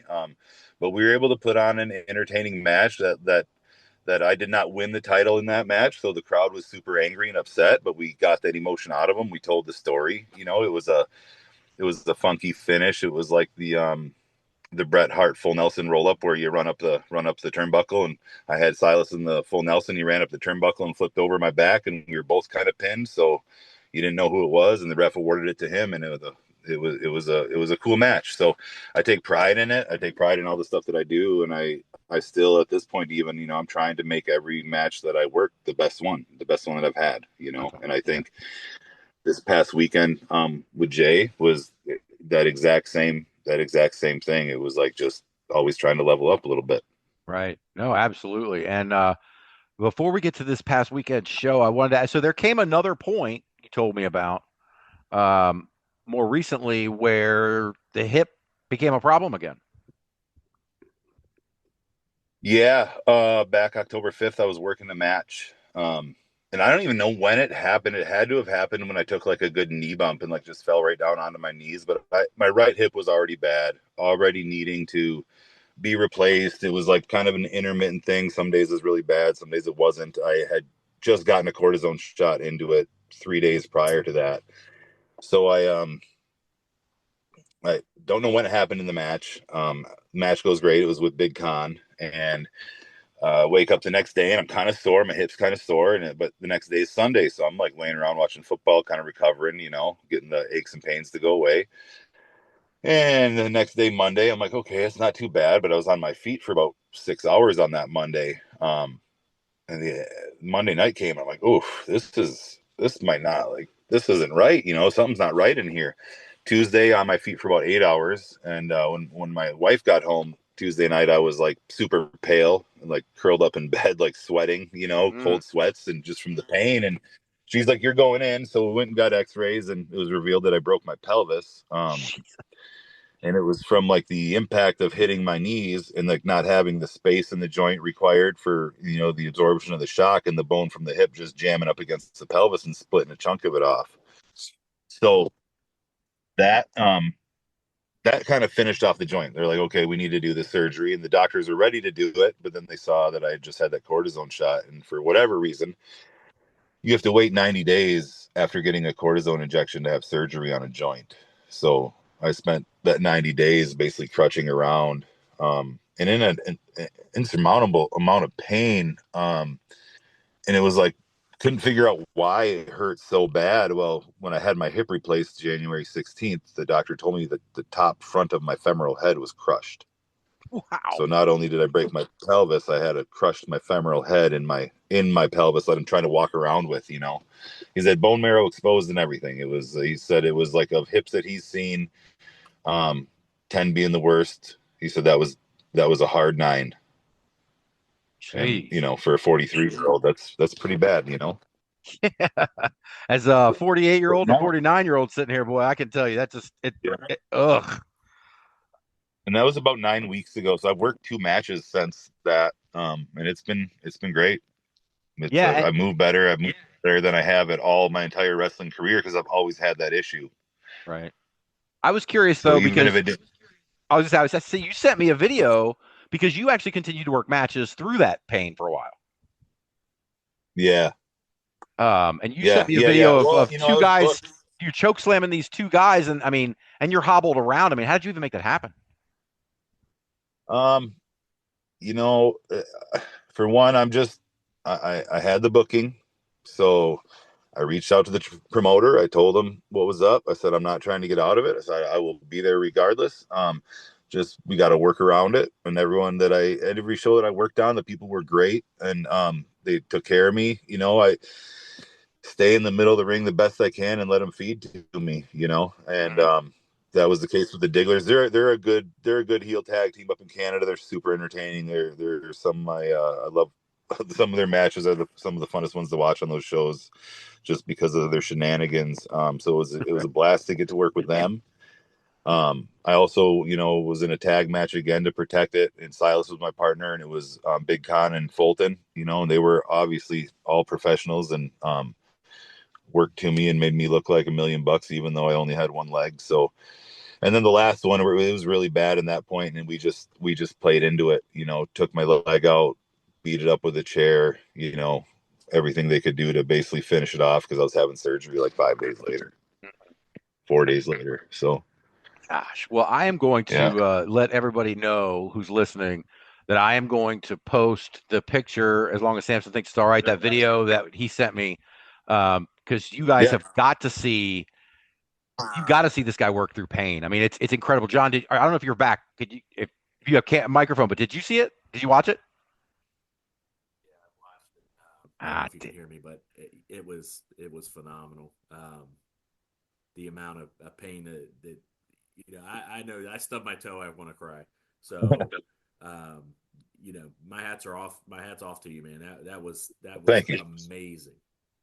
Thank you. There's a match out there on YouTube. The one with it'll be if you look up the Uprising stuff on YouTube, the Fulton and Khan tag match with me and Silas, and you'll see it in there too. I do a lot more in that match than I probably should have as far as just moving in general. But it's like I don't know. You have the bookings, you got to make them. And especially being the champion. I mean, as I know it, you know putting that before your health. Some may say that's silly, but it's an important thing to me, and I can't if you can't show up, if you can't make your dates, you're not gonna be champion for too long. So I figure I do everything I can to do what's right for the company and just try to keep those storylines going. If we can work them into it, we can work it into it, and it worked out great with this one because I got to cut a cool promo when I came back. Tell us about it. Well, I walked. It was like the old Kevin Nash thing where he was in the wheelchair and stood up type gimmick. I came out to the ring in my walker, and it was the show a couple weeks ago or a couple months ago in Escanaba. The show before this last weekend, and I was only announced as a special appearance, and I was going to address the title situation.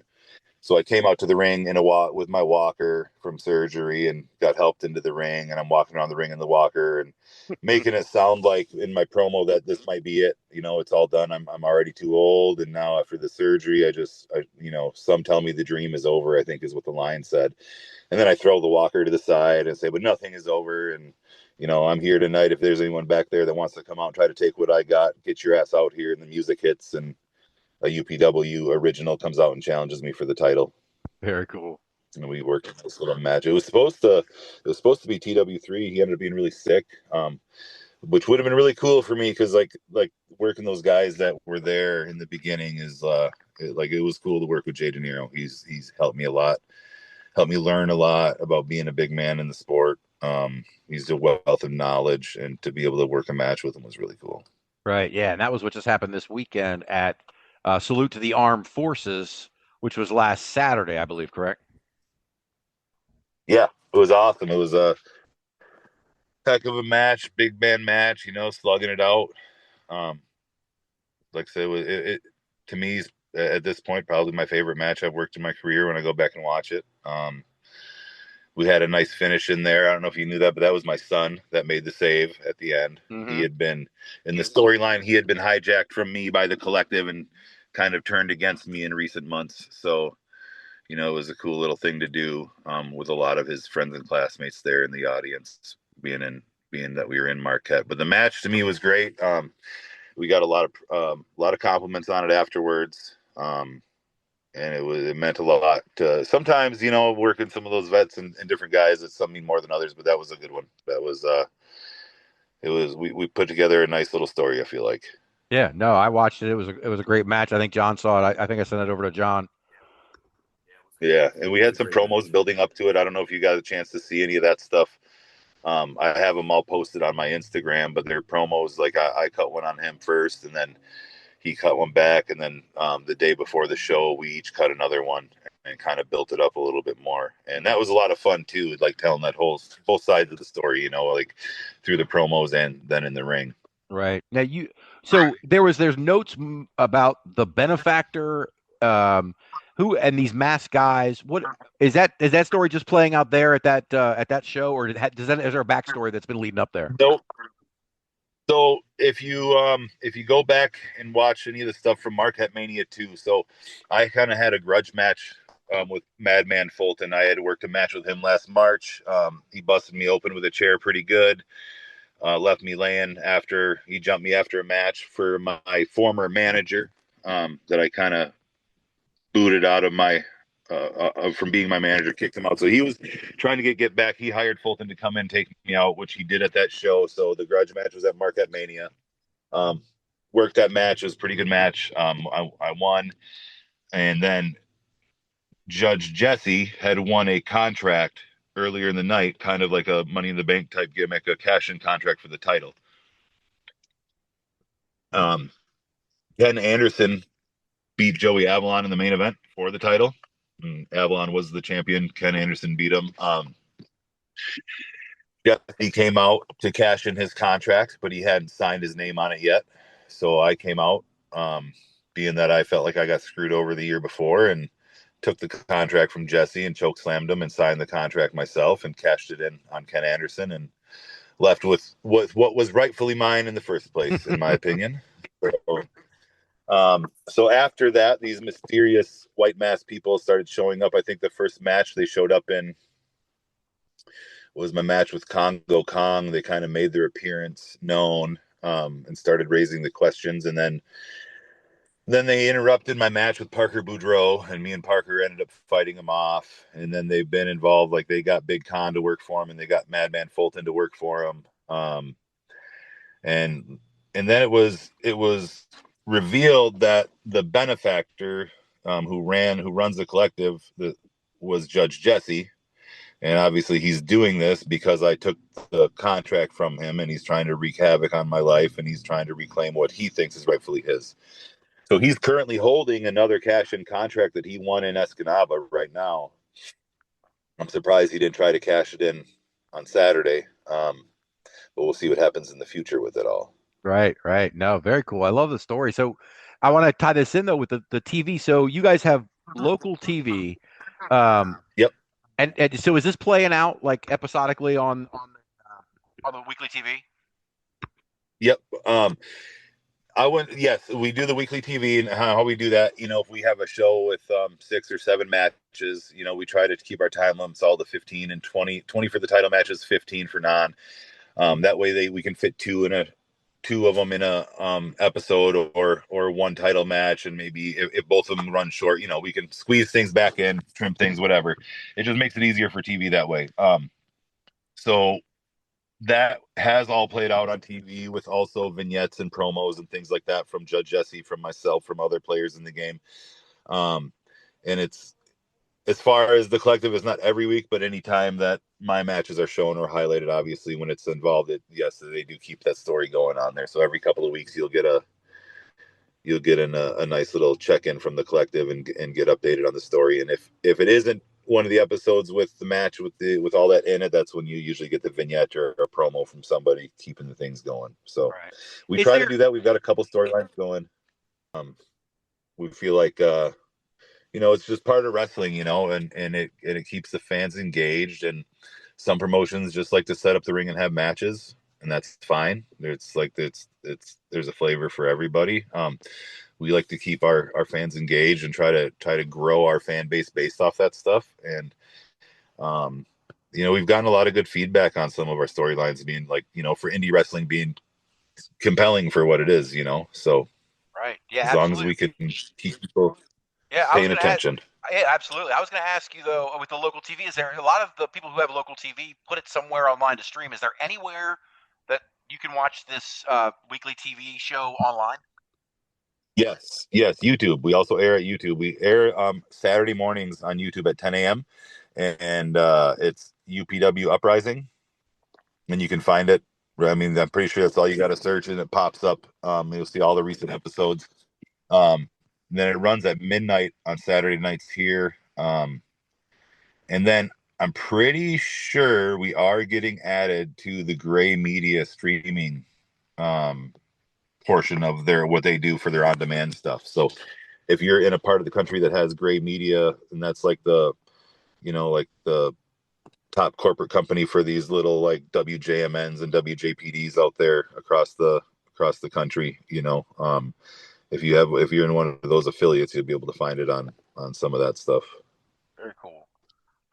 So we were talking about this show that happened on Saturday, and the first thing that popped out to me and to John and myself was that first match, because you guys had Sin Bodhi on that show, teaming up with Jay Sin. Yep. How did that go? That went well. I think there was some shenanigans at the end that caused those two, Sin and Sin, to maybe get into an argument, maybe fracture their friendship a little bit. So I think it's leading, or I think it's leading up to their match here coming up in Las Vegas, Sin versus Sin in Sin City. Very cool. Very cool. Yeah, well, definitely. Yeah. I'm looking forward to that. Talking about this Vegas show coming up.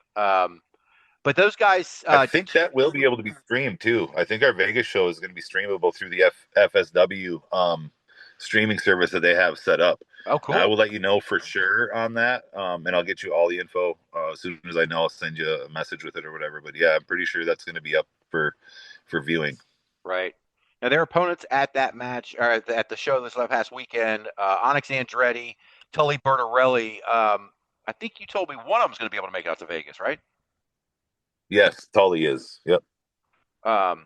Is he going to be in a team with someone else, or is he wrestling a singles match out there? Do you know? I'm not 100% sure yet. It was supposed to be another tag match, so I think we're gonna have to get that figured out soon, and either find him another partner or find the tag team another tag team to work with. But yeah, I'm not 100% sure on that change. Okay. How's I don't know much about Tully Bertarelli. How is he to work with, and what's his character like? What's he like? Oh, Tully's a great guy. Tully is out of Chicago. He's an actor.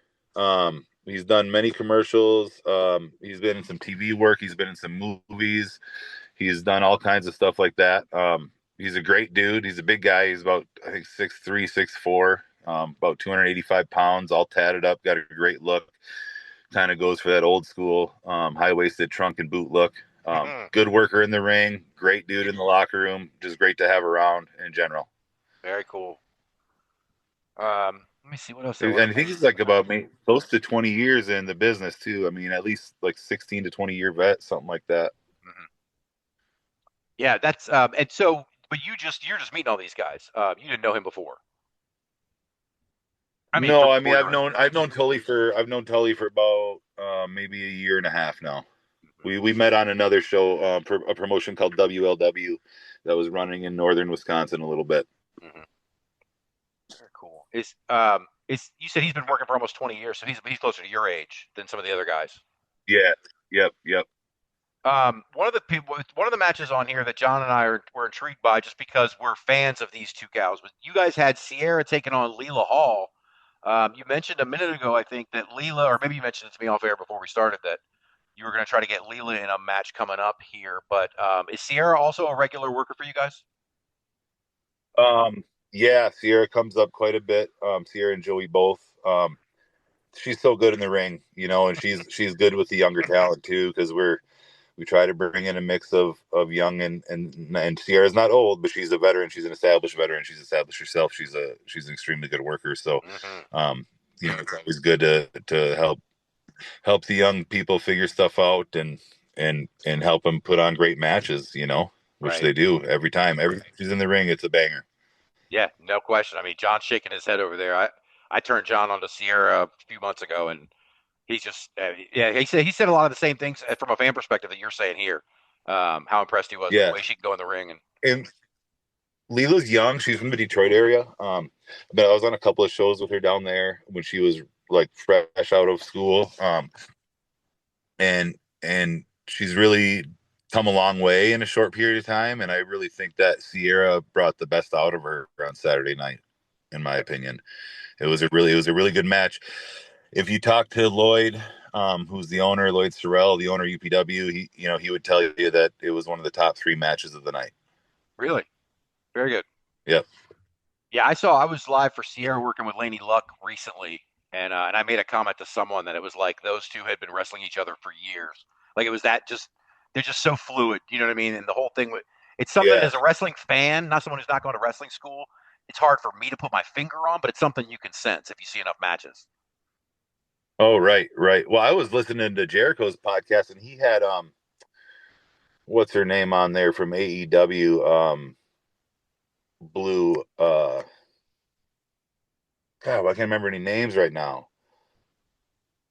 Sky Blue, something Blue. I forget her name, but she was asked who her favorite opponent was to work with, and she said with Sierra they worked a ton of times on the indies, and like was super professional and always had their best matches together. So yeah, she's definitely probably the best in the Midwest for sure. Yeah, no, I would 100% believe it There's if a anybody. monster. Yeah. Another match that was on the show, you mentioned Danny Duggan earlier, and on this show he was taking on Melvin Hayes. Tell me a little bit about Melvin Hayes. Yes, Nerd Rage Melvin Hayes. Nerd Rage Melvin Hayes. He's another great guy to have in the locker room. He's one of the bigger baby faces with the company. You know, very classic style of wrestling. You see a lot of like 80s style stuff. I think his finishing move is the claw. They had a great match. The fans were into it from beginning to end. I mean, Danny's a great worker. Melvin's a great worker. I think it was almost a match made in heaven that night for those two guys to be together in the ring. I think that they complemented themselves really, really nicely. So I have yet to be able to work with Melvin. It's something I hope to be able to do soon, but being that we're both baby faces for the moment, that's not working out, but hopefully soon. Hopefully soon. Very cool. Yeah, we'll look forward to that for sure. And then you mentioned Joey Avalon when we were talking about Sierra. He was on this match against Parker Boudreaux, and John and I have asked a lot of people about Parker Boudreaux, so I'm curious about your impressions of him. Parker's great, man. Parker's one of the nicest dudes I've ever met in a locker room, like genuine, sweetheart of a guy. Big dude, can move, super talented. You know, he's young. I think he's got a super bright future ahead of him. You know, I feel fortunate that I can call him a friend. You know, we've hit it off pretty well. Stay in contact between shows and whatnot. You know, it's he's over in Japan quite a bit, making a name for himself over there, and just grinding and getting those reps. You know, that's really what it's all about, is just getting as many reps in as you can and learning as much as you can, and someday you get it all figured out, or enough of it to get back up there in the bigger companies.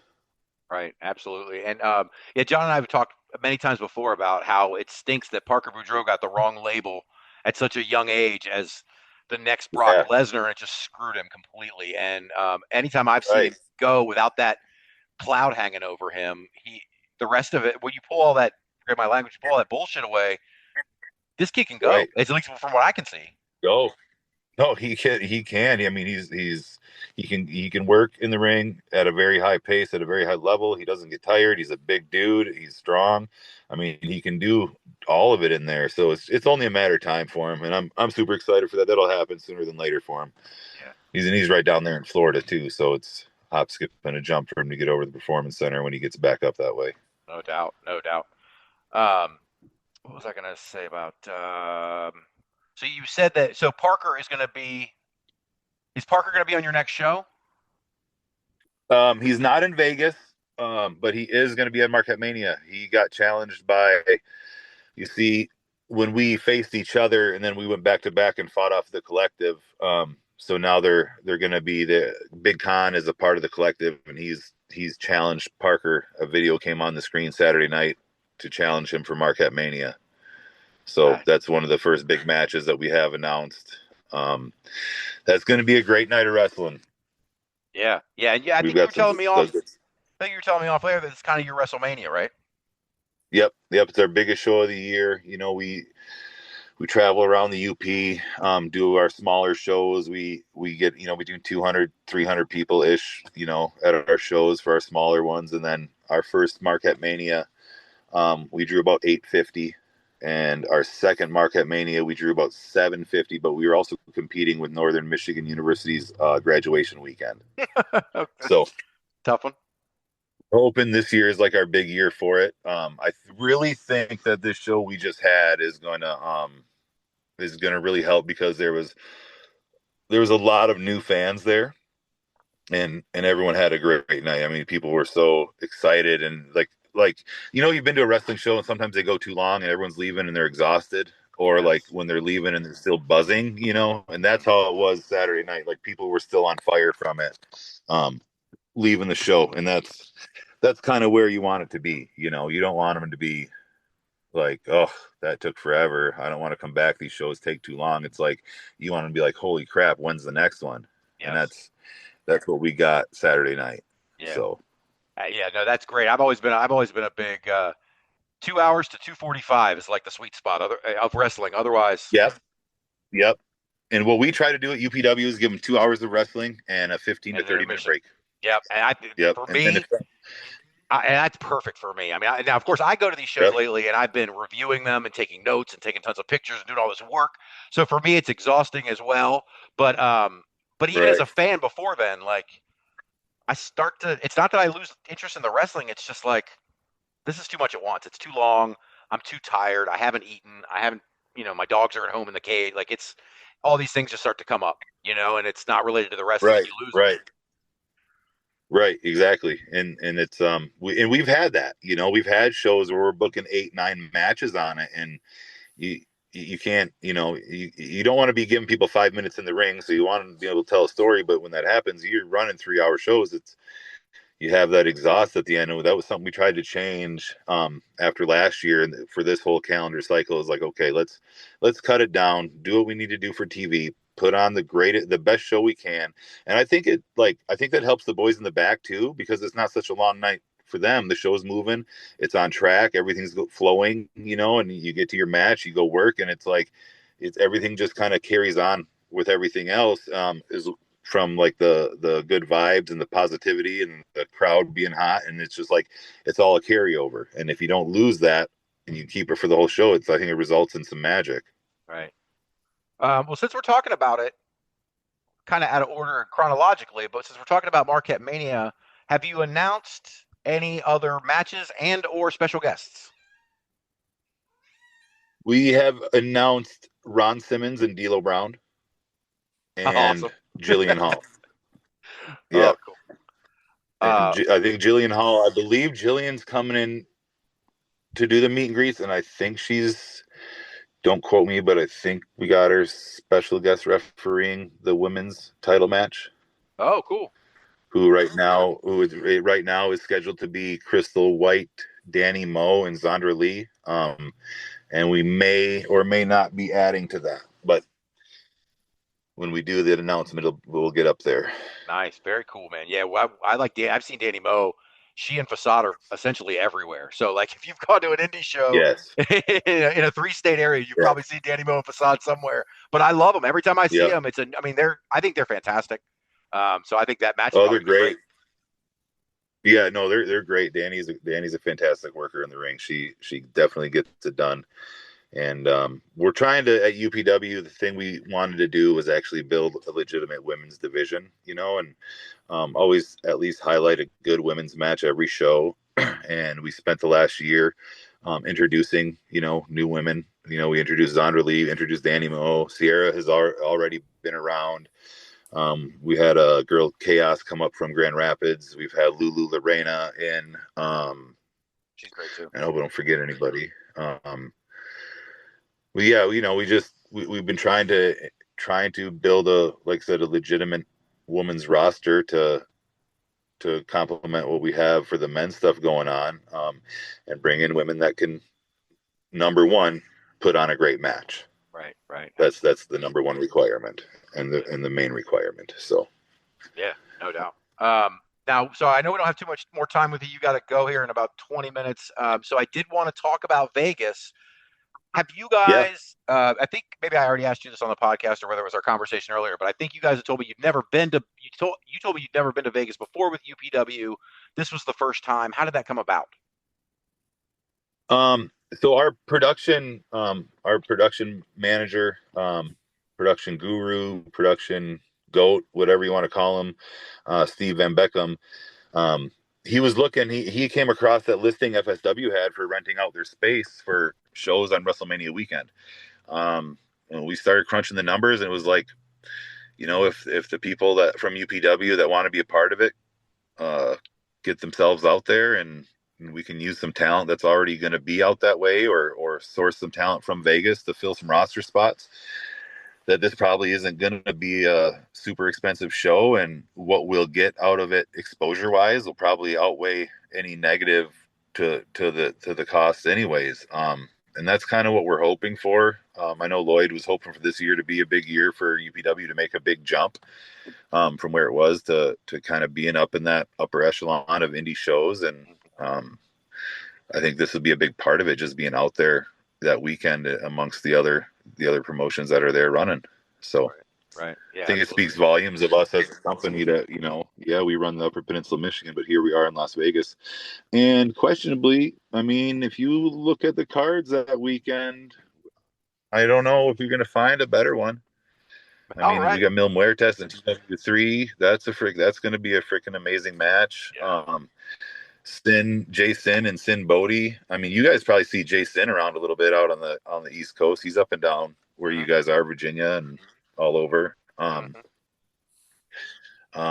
Danny Moe's going to put on a great match. I mean, I'm working with Super Beast. I mean, I don't know who's the bigger dude than that, but that's going to be a banger. So yeah, Tully Bertarelli, the Players Club, Ghetto Gear Solid. It's going to be a good night. Right. So tell, since we're doing it right now, tell the fans, anybody who's listening who might be in Vegas WrestleMania weekend or is thinking about headed out there, where can they find more information about this show? Where can they get tickets? Okay, you can get tickets at upwuprising.com. It's their ticket thing is right on there, pretty easy to find. As far as information, the show is at Friday night, so that's April 18th. It's at midnight. Doors open at 11 p.m. Show starts at midnight. We were hoping to be the last show of the night before Mania the next day. So we were able to accomplish that. Right before us is WWE ID, and then there's a big lucha show prior to that. So there's going to be a couple really great shows back to back at the FSW arena that night. I hit the mute button. Sorry. Yeah. So before I let you go, Sampson, hey, come on, my dog's yelling, making some noise. I think somebody tried to make it a delivery. Can you calm down? Come here. I have to address the elephant in the room. Now, the fans don't know anything about this because it's been going on over the chats for the last week or so since I started talking to Sampson. But I've come to discover over the last week that there is a rivalry between the Lower Peninsula and the Upper Peninsula. And I found this out because I happened to be telling my daughter about this wrestler Sampson that I've been speaking to, and I was hoping to get him on the podcast and all these things. And she said, "Where is he?" And I said, well, I think their show is in Marquette, Michigan. And she said, "Oh, the Upper Peninsula? He's a Youper." And so then I found out what Youpers were, and that there's a rivalry between the Lower Peninsula and the Upper Peninsula of Michigan. I knew none of this, Sampson. Has this always been going on? Yeah, there's a big misconception that the people in the Lower Peninsula have about us, and I think it leads to this rivalry because they come up here with the attitudes that they bring from the Lower Peninsula, like they're thinking that they're better than everybody else. And a lot of that has to do with, they don't think we have Walmarts in the Upper Peninsula. They don't think we have McDonald's. They don't think we have movie theaters or internet or cell phones. It's like they think we're up here building our log cabins with our hatchets and filling them up with clay from the ground. It's like, no, this is 2025. We've got all the same stuff you guys have down in Detroit except for the crime, and we got a lot of clean water. So we call them trolls, they call us Youpers. I think we have a better cut down word, so I think we win there.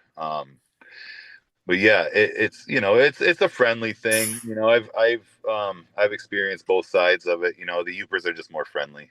That's what it comes down to.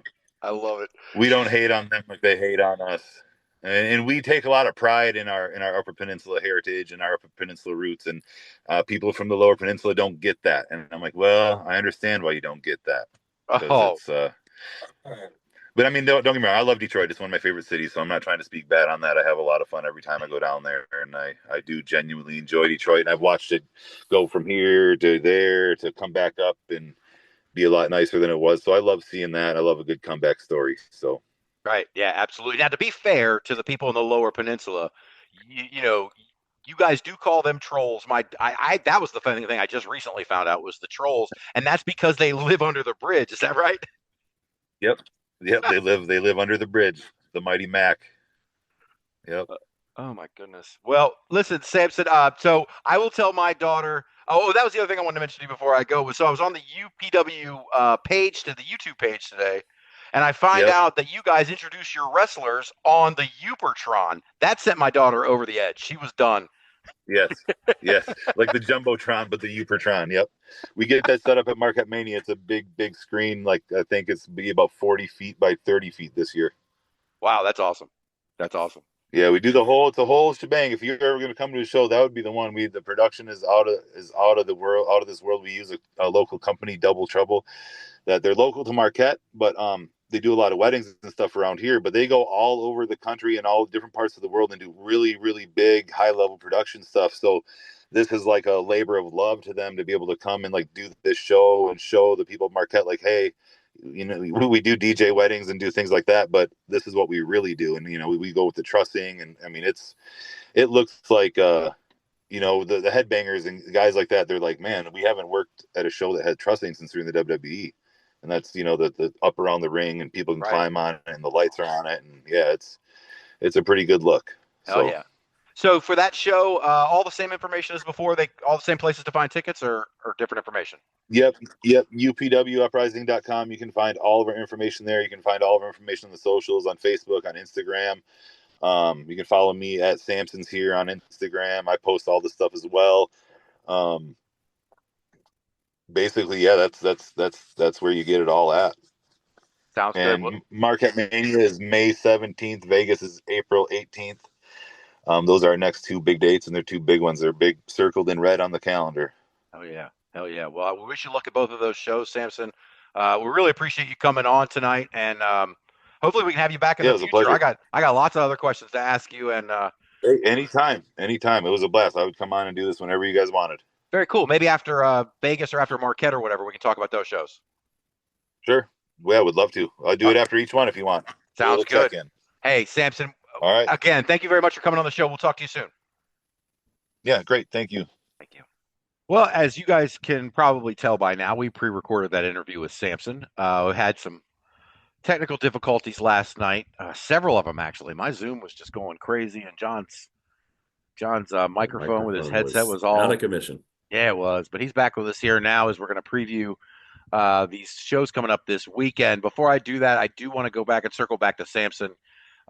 Really fun guest. Really just seems like a really upstanding dude, doing things the right way, and hopefully I'm excited to have him back on, and I think that Vegas show that they're going to have is going to be, well, WrestleMania week is always off the hook, but these guys are doing a midnight show at the Future Stars of Wrestling Arena in Vegas. Like, that's going to be an experience those guys will talk about for years, and a show the fans are going to love. Yeah, they got some big stuff going on out there that weekend, and man, makes me itchy, man. Makes me itchy. Yep. Thank God I'm not a gambler, man. Thank God I am terrible at virtually all casino games, or we would be out there and we would be having I'd be getting in a lot of trouble. But I do. You know me. All I'd be doing is co-signing. So I'm not the best wingman for that. No, you're the perfect wingman as far as I'm concerned. That's the whole point. Co-sign, brother. Co-sign. Yeah, until we get home, and then we're Kelly in January. That's it. Oh my God. No, they'd probably cut off our funding while we were there at some point. January would have cut it off on the flight over. I would get there with nothing. Oh my God. But yeah, I'm excited to have Sampson back on. Hopefully he will come back on after Vegas Vacation or Marquette Mania, because they both sound like they're going to be really good shows. And honestly, I'm just interested to learn more about this promotion, and these guys seem to be doing a really great job up there. So thank you again to Sampson for coming on, and we're going to be paying attention to UPW for sure. Absolutely, man. They're doing some big stuff out there, man. Yeah. So let's talk about what we got coming up this weekend, and then let's get out of here. We were just talking about Juggalo Championship Wrestling, and this Friday, Atomic Legacy Wrestling is partnering with Juggalo Championship Wrestling on Wicked Game, which will take place at the Space Coast Convention Center in Cocoa, Florida. The aforementioned Willie Mack taking on the former Odyssey Jones. What's up? Marquise Mills is going to be defending the ALW Next Level Championship against Simon Gotch, also on that same show. Caleb Conley, who we just talked about, will be taking on Mike Mondo. Inc. is gonna be there. I'm a big Shannon Moore guy. Inc. versus the Backseat Boys versus the Rapture versus a mystery tag team in a fatal 4-way. Then they got a women's match, Leva Bates versus Casey Lennox. And the main event is an intergender tag match, Ryzen and Aaliyah James taking on Jason Dugan and Drake Maverick's wife, Renee Michelle. That's a hell of a card right there, man. Wow. Uh, Somebody's putting on some shows. Seriously, man, that's gonna be. I put extra matches in there because I just thought it was such a great card. I want to say all of them almost. Absolute Intense Wrestling is having Barely Lethal at the Roxy at Mahal's in Lakewood, Ohio. The Sandman, John's on an ECW kick. The Sandman will appear. Also, Jocelyn Navarro taking on MJ Santana in the YouTube preview match. So I guess they're going to have a kickoff show. Check out Absolute Intense Wrestling's YouTube channel for that preview match.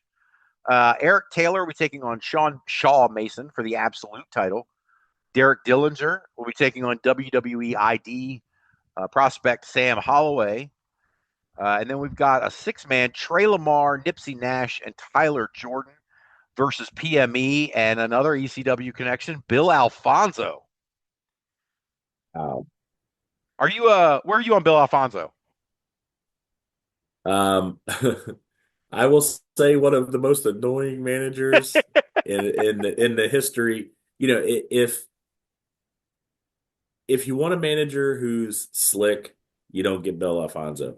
But if you want a manager that is just a pest at ringside, he is your guy.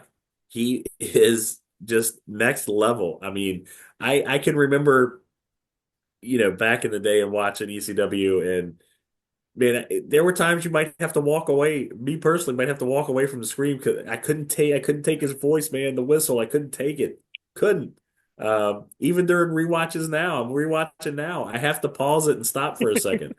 It's just, man, he is such a little weasel, whiny, just he's like the Chihuahua from the old Bugs Bunny cartoons. Hey, Butch, hey, Butch, hey, Butch, Butch, Butch, Butch, Butch, Butch. Oh my Lord. Please stop, Bill. Please. But so good. That's the character that he played. And Yes. he played it 100%. And he will go down in history for that character, man. He will all remember. So hats off to you. Yeah. I didn't mention to you, I think we've talked about there's a promotion. I should probably cover the show. I don't know why it's not on my list this week. I apologize to them. Assault Wrestling Alliance runs out of Waldorf, Maryland. And I think last week or the week before, I was telling you about their champion, Vladimir Koloff, who is just a great heel, too. Like, he's the kind of guy you always want to lose, but he never does. But they have brought in Bill Alfonso as his manager. So, oh, my Lord. Right? And so now he's still out there getting it done, man. He is. So Koloff is a masked Russian guy. I don't know if I've shown you pictures or if you see pictures of Vladimir Koloff, but he's a masked Russian guy. I'm pretty sure he's just a white American guy. White American dude. He's another guy who's taken a lot of efforts to get his body in shape in the last couple of years. Really impressive. But anyway, I'm tangent. Koloff is a masked Russian dude, the heel.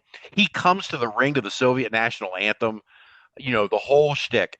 And now Alfonso's his manager. And then they bring in two guys they're calling the Russian Assassins, who are also under masks, right? So you got Koloff and the Russian Assassins with Bill Alfonso. It sounds like some shit from 1987. That's why it's so good. Hey, man, I'll take it. Oh, man. Please, listen, you couldn't make it any better unless you tell me somebody's move is the Russian sickle. Because, then I'm in. You got me. That's the 0.1% that's holding me off right now. Makita was the best, man. And then he was gone. Let's see. So we're talking about Absolute Intense Wrestling. Also on that show, the Intense title, Wes Barkley is going to defend against Isaiah Broner. And I shouldn't have left it till last, but I believe this is the main event. Alec Price taking on Jay Lethal. What? Yeah, what is up? Jay Lethal's my guy. I'm a Jay Lethal guy. So when I first got into Ring of Honor, I am such a late Hmm. bloomer to Ring of Honor. So the old stuff, the classic stuff, the great Ring of Honor, I had to go back and watch because, like I said, I didn't get back into wrestling until 2014, and I didn't get into Ring of Honor until 2015 or 16. That's when I progressed into the other stuff again. And at that time, Jay Lethal was the champion, and I just thought he was just a wonderful champion. I knew nothing about TNA, about the Macho Man, the Ric Flair. I didn't know Black Machismo. I didn't know anything about that. All I knew was Jay Lethal was a great guy to put your world title on, and I just thought the sky was the limit for him. And he's in AEW and doing great, but they're not giving him as much camera time as I would like. I mean, I think that guy is a star.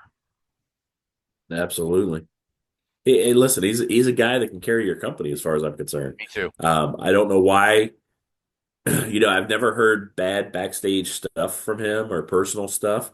So I've never really understood why he didn't make it any bigger than he did. He's got every tool. I mean, he's better on the mic than 90% of anybody ever. His moves are, he's got a great mix of athletic power, lucha. He's done tours over in Japan. He's got the strong style stuff. There's nothing that Jay Lethal can't do. Um, you know, Maybe early on in his career you could have said he was a little undersized, Yeah, but yeah. now now he's the perfect size. Mhm. He's not super old. I believe Jay's in his maybe early 40s. Um, we see lots of guys now, wrestling, and he looks to be in great shape. I don't know, man, but I know if I'm starting a promotion and I need a guy, Lethal's name would be on that list for sure. Yeah, yeah. I'm a Jay Lethal guy. I mean, and I know I've said that before. Um, but I was sorry. I was trying to look at my phone to see how old Jay Lethal is because I'm now curious. But like I said, Jay Lethal's I can't say enough about him. No, that's what I was going to say. This guy's doing a back handspring cutter, calling it the lethal injection. I just chef's kiss. I love that move. I know some other people do that move and call it different things. But with lethal and the lethal injection and the way that move just ends matches, he's 39, Yeah, John. I'm looking here, 39, young. Yeah, he's a baby. I mean, I Jay, Mr. Lethal, I apologize for making you older than you were. There may be some co-hosts on this show that get a little touchy about that, but I apologize. Oh man. All right, so let's see what else we got. Oh, okay, here it is. Well, this is our show. Actually, I got to add a match to it that I just saw. Anyway, Adrenaline Championship Wrestling, which is James Ellsworth's promotion, is running Queen of Maryland. So James Ellsworth has started this, what he's called Fire, Female In-Ring Entertainment. That's his women's division. And they're having a separate show. I guess they're calling it a Fire show at Beefalo Bob's in Pasadena, Maryland, right down near John's house. So we're going to scoot over to this show. They're having a tournament for the Queen of Maryland. First round matches. Journey Burke Esquire taking on Danny Moe. Brittany Blake versus Eric Ademia. Nahir Robles taking on Amara Void. And Tiffany Avatar taking on Sammy Chaos. So a few of those people we're going to see a couple times that night. The names on that list are great. Yeah, that's a who's who of indie wrestling right now. So, wow, I am beyond excited. Yeah. And then to add to that, I got to find it here because I want to make sure I get it right. They did announce that they are going to have a women's championship match. Riley Crow, that's it. Riley Crow is your Fire champion. And she's going to defend against Simone Valentina, who we already said we both think the world of, and Taylor Brooks, who I believe won a #1 contender match at the Hagerstown show Friday night, or maybe the last show they had before that. I'm not sure. So they're going to have a triple threat for the women's title. So I guess we'll get 4, 2, 1. We'll get 7 matches in the tournament, and then we'll get the women's championship match. That's going to be a fun night. Man, I'm so looking forward to this. Yeah, like I said, I am beyond excited. It really is. I mean, those are some big names on the indie circuit right now. So to be able to get to see them all at one show, man, it doesn't get any better. I'm excited. Yeah. And now I'm continue on with the great cards that are coming up this weekend. I mean, these cards this weekend are significantly more stacked. And I'm guessing maybe a lot of people think of this as WrestleMania season, but they're significantly more stacked than some of the other cards we've seen in weeks and months prior. Coastal Championship Wrestling, who I just love. I've been covering them for a couple of years. I think their shows are fantastic, and they run a ton of them. But they're having their 21st anniversary show at the Mid Florida Event Center in Port St. Lucie, Florida, headlined by Cha Cha Charlie and Jackal Stevens in a steel cage grudge match. Jackal turned on Cha Cha here a couple of months ago. This feud has been boiling to a head, coming to a head, and this is going to be. Well, I hope it's not the blow off because I can watch these guys wrestle all day. But Domino, the Southeast champion, is going to defend against Madman Fulton. The South American Alliance is going to defend the tag titles against Five Star Era, Ricky Martinez and ERA. Meadow defending the heavyweight title against King Eddie Valentine. Matt Taven is on this show, taking on Stallion Rogers. Ruthie J is defending the women's championship against her former right-hand woman, Nikki Blackheart. I'm calling it. I'm calling it that this is Nikki's time. They're going to put the belt on Nikki Blackheart. I've had her ranked as the number one contender for a while. This is her night. But add to that, Ozzy Killmeister will be taking on his former buddy Skitz. Skitz just turned on Ozzy recently. That match is going to be a street fight. And on top of everything else, MVP versus Gangrel. John. Great, man. I don't even know what to say about that. That is just so random. It's so awesome. I mean, I know Gangrel's still out there. I know MVP's still out there, but the fact that they're gonna get it on,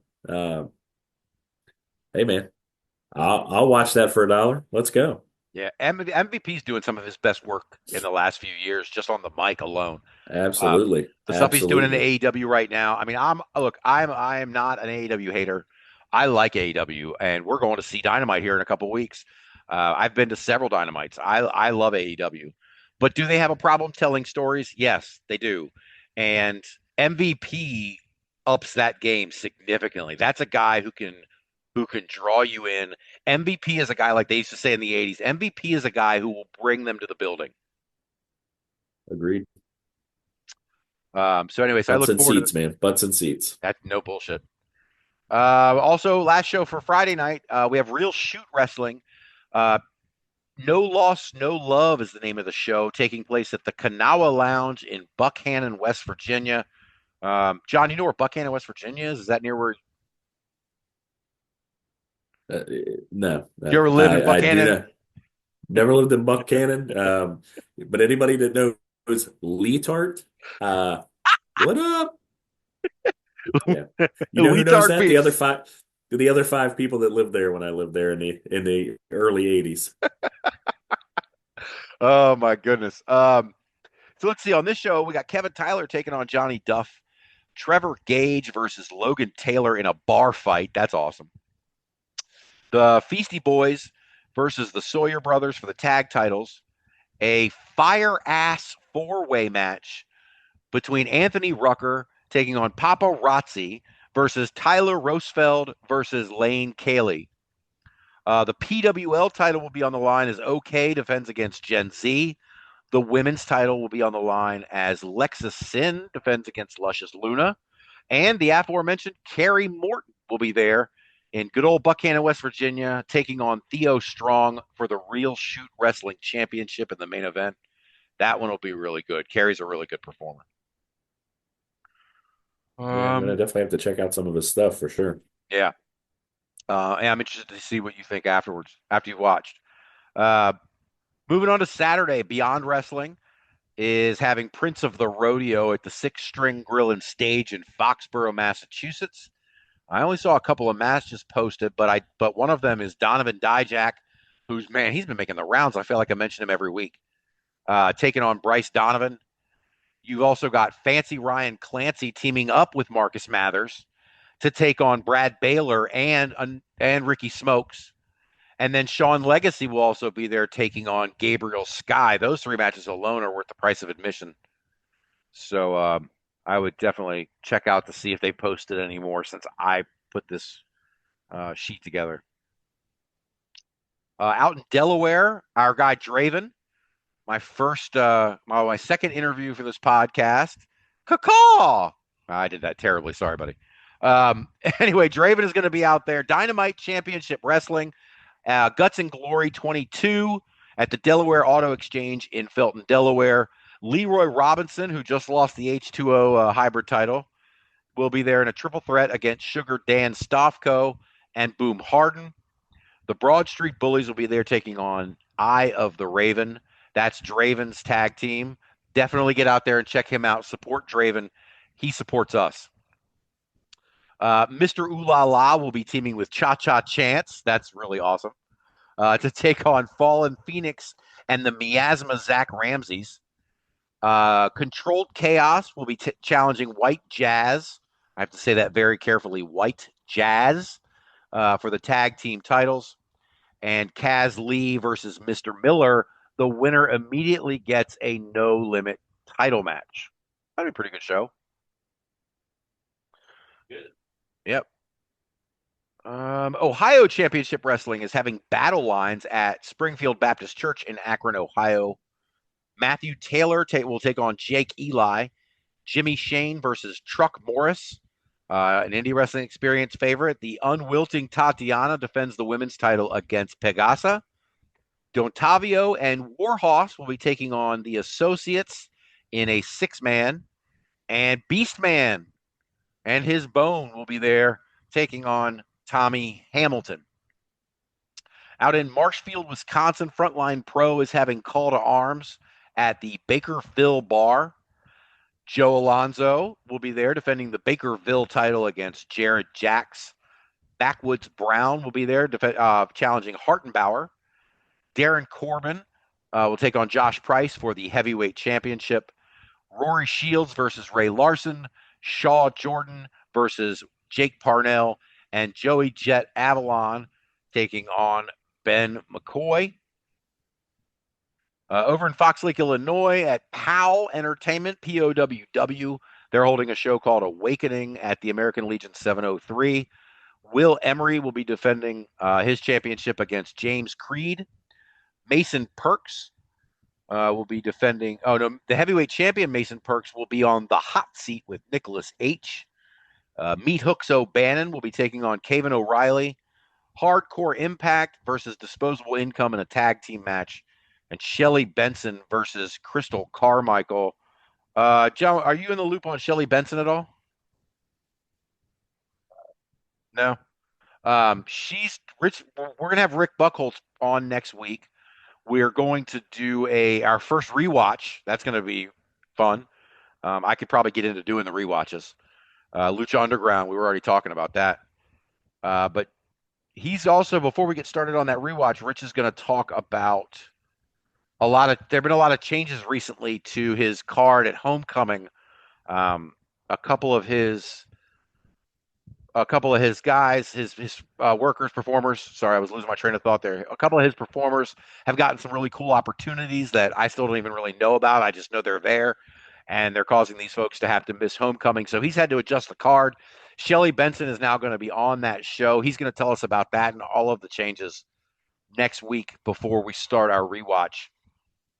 But Shelly Benson is great. She's on the Shine shows as well. And anyway, I just think a lot of her. So if you get a chance to check her out, I'd be interested in your thoughts. Absolute Pro Wrestling 11th Hour. That's going to take place at the Cedar Valley Sportsplex in Waterloo, Iowa. Aaron Von Baron will be taking on Justin Decent in a match with a special enforcer that's yet to be named. The Shank will challenge Leo Santel. Alvin Falcone will defend the openweight title against Trent Hammer. Bryce Jordan will take on Cole Cannon. And Jay Wesley will take on Victor Payne. Out in Oakland, Nebraska, at the Oakland Auditorium, Next Level Wrestling is having Fight Night. Henry Davis versus WWE ID prospect. Oh, sorry, not. I thought it was Sam Holloway. No, Henry Davis versus Drake Holloway. I apologize. Clay Evans will be taking on Riley Carter. Moonshine Russell versus Ryan Romantic. Ella Hondro will be taking on Kyle King. And I don't know. I must have messed this up. It says Mac Vic Douglas, but it doesn't have an opponent. I apologize for that. In Burlington, Iowa, at the Burlington Memorial Auditorium, Impact Pro Wrestling is having Burlington Memorial Auditorium Cup. James Jeffries will be defending the heavyweight title against The Big Picture. And then they're going to have a 4-man tournament for the Burlington Memorial Auditorium Cup. 3 entrants have been named: Matty Starr, JJ Garrett, and AJ Smooth. And they're saying the 4th entrant will be a mystery opponent. Finally, also on Saturday, 01 USA is having Road to War Games at the American Legion in Mattoon, Illinois. Joey O'Reilly will be defending the World Junior Heavyweight title against Gary Jay. Jake Lander versus Anakin Murray. There's a Victor Analog Open Challenge for the heavyweight title.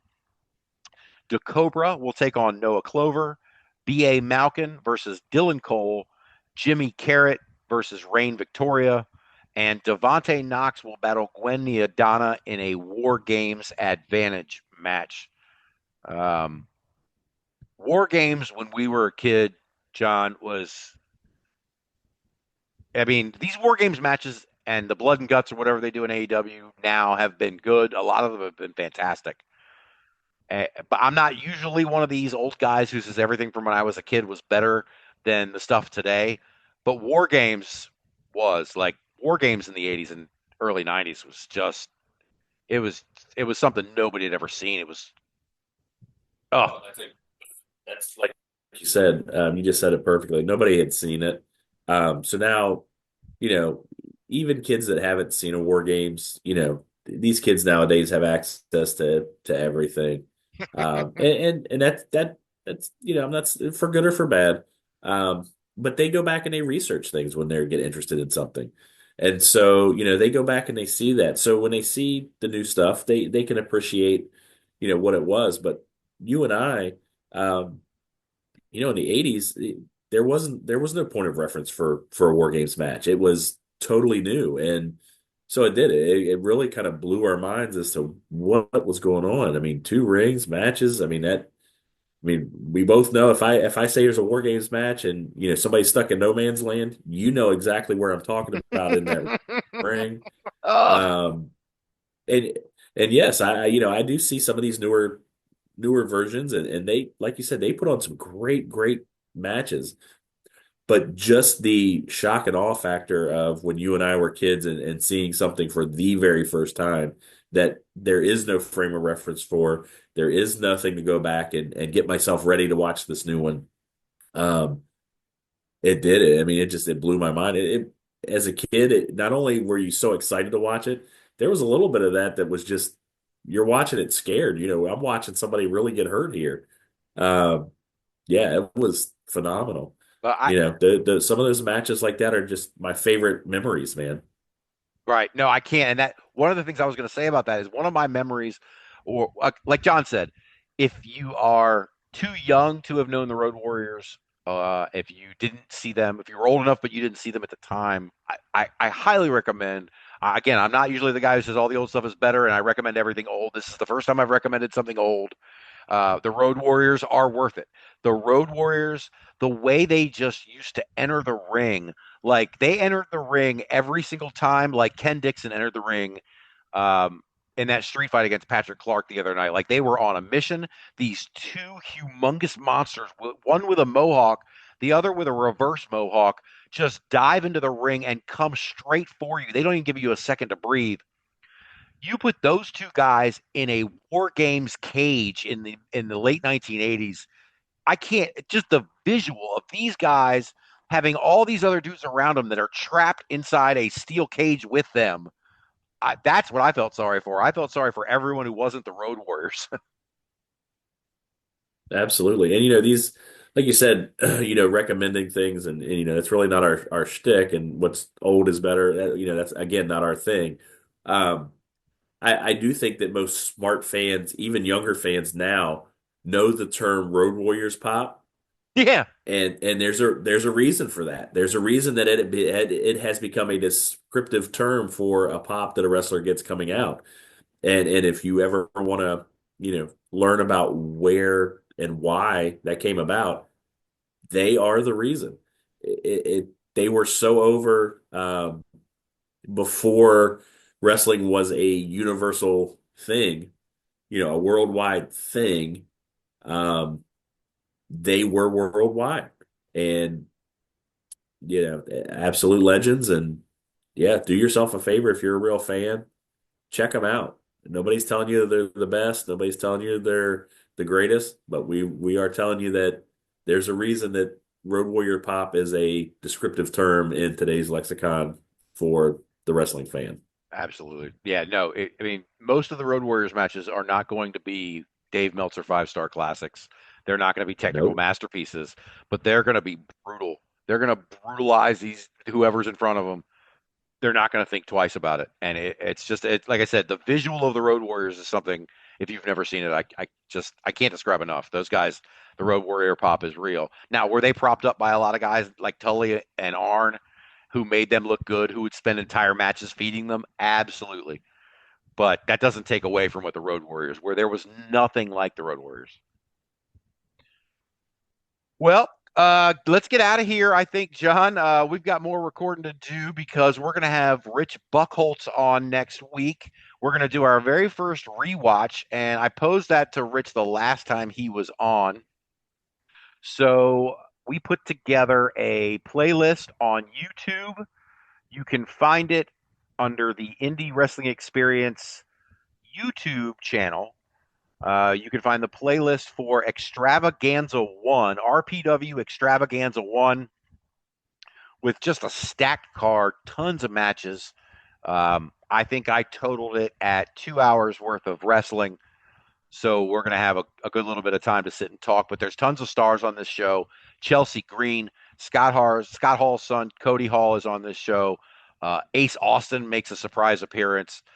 It's just a stacked show, and I think you guys are going to enjoy it. You'll be able to watch along with us, like I said, at the playlist. If you go to the Indie Wrestling Experience YouTube channel, I don't have many playlists on there. I think there's either one or two, and this is one of them. So it should be very easy to find RPW Extravaganza 1 and watch it along with us. I will post links on our social media to that playlist so everybody can find it, anybody who's not listening to this episode. And I'm looking forward to this, John. I think, like I said, I think I can get into these rewatches. And we haven't even done one yet. Yeah, I'm excited to get into it. I think it gives us another avenue of fandom to explore, and I mean, I'm down. I'm excited. No doubt. And I'll give you another heads up. Rich texted me this morning, and he told me he expects to see you in Wisconsin on September 27th for Destiny. So I guess I already knew I was assigned that duty, but looks like you're going with me, brother. And we have to see. Let's see if we can work that one out for sure. He says, Hey, it's not. knowing It's the not boss Vegas. is coming. I'm froggy right now while she's in Atlanta. That's what it is. He's going to commit to some shit that's going to get him in trouble. Oh, my goodness. All right. Well, listen, we're getting out of here, guys. Thank you very much for listening. Check us out on socials.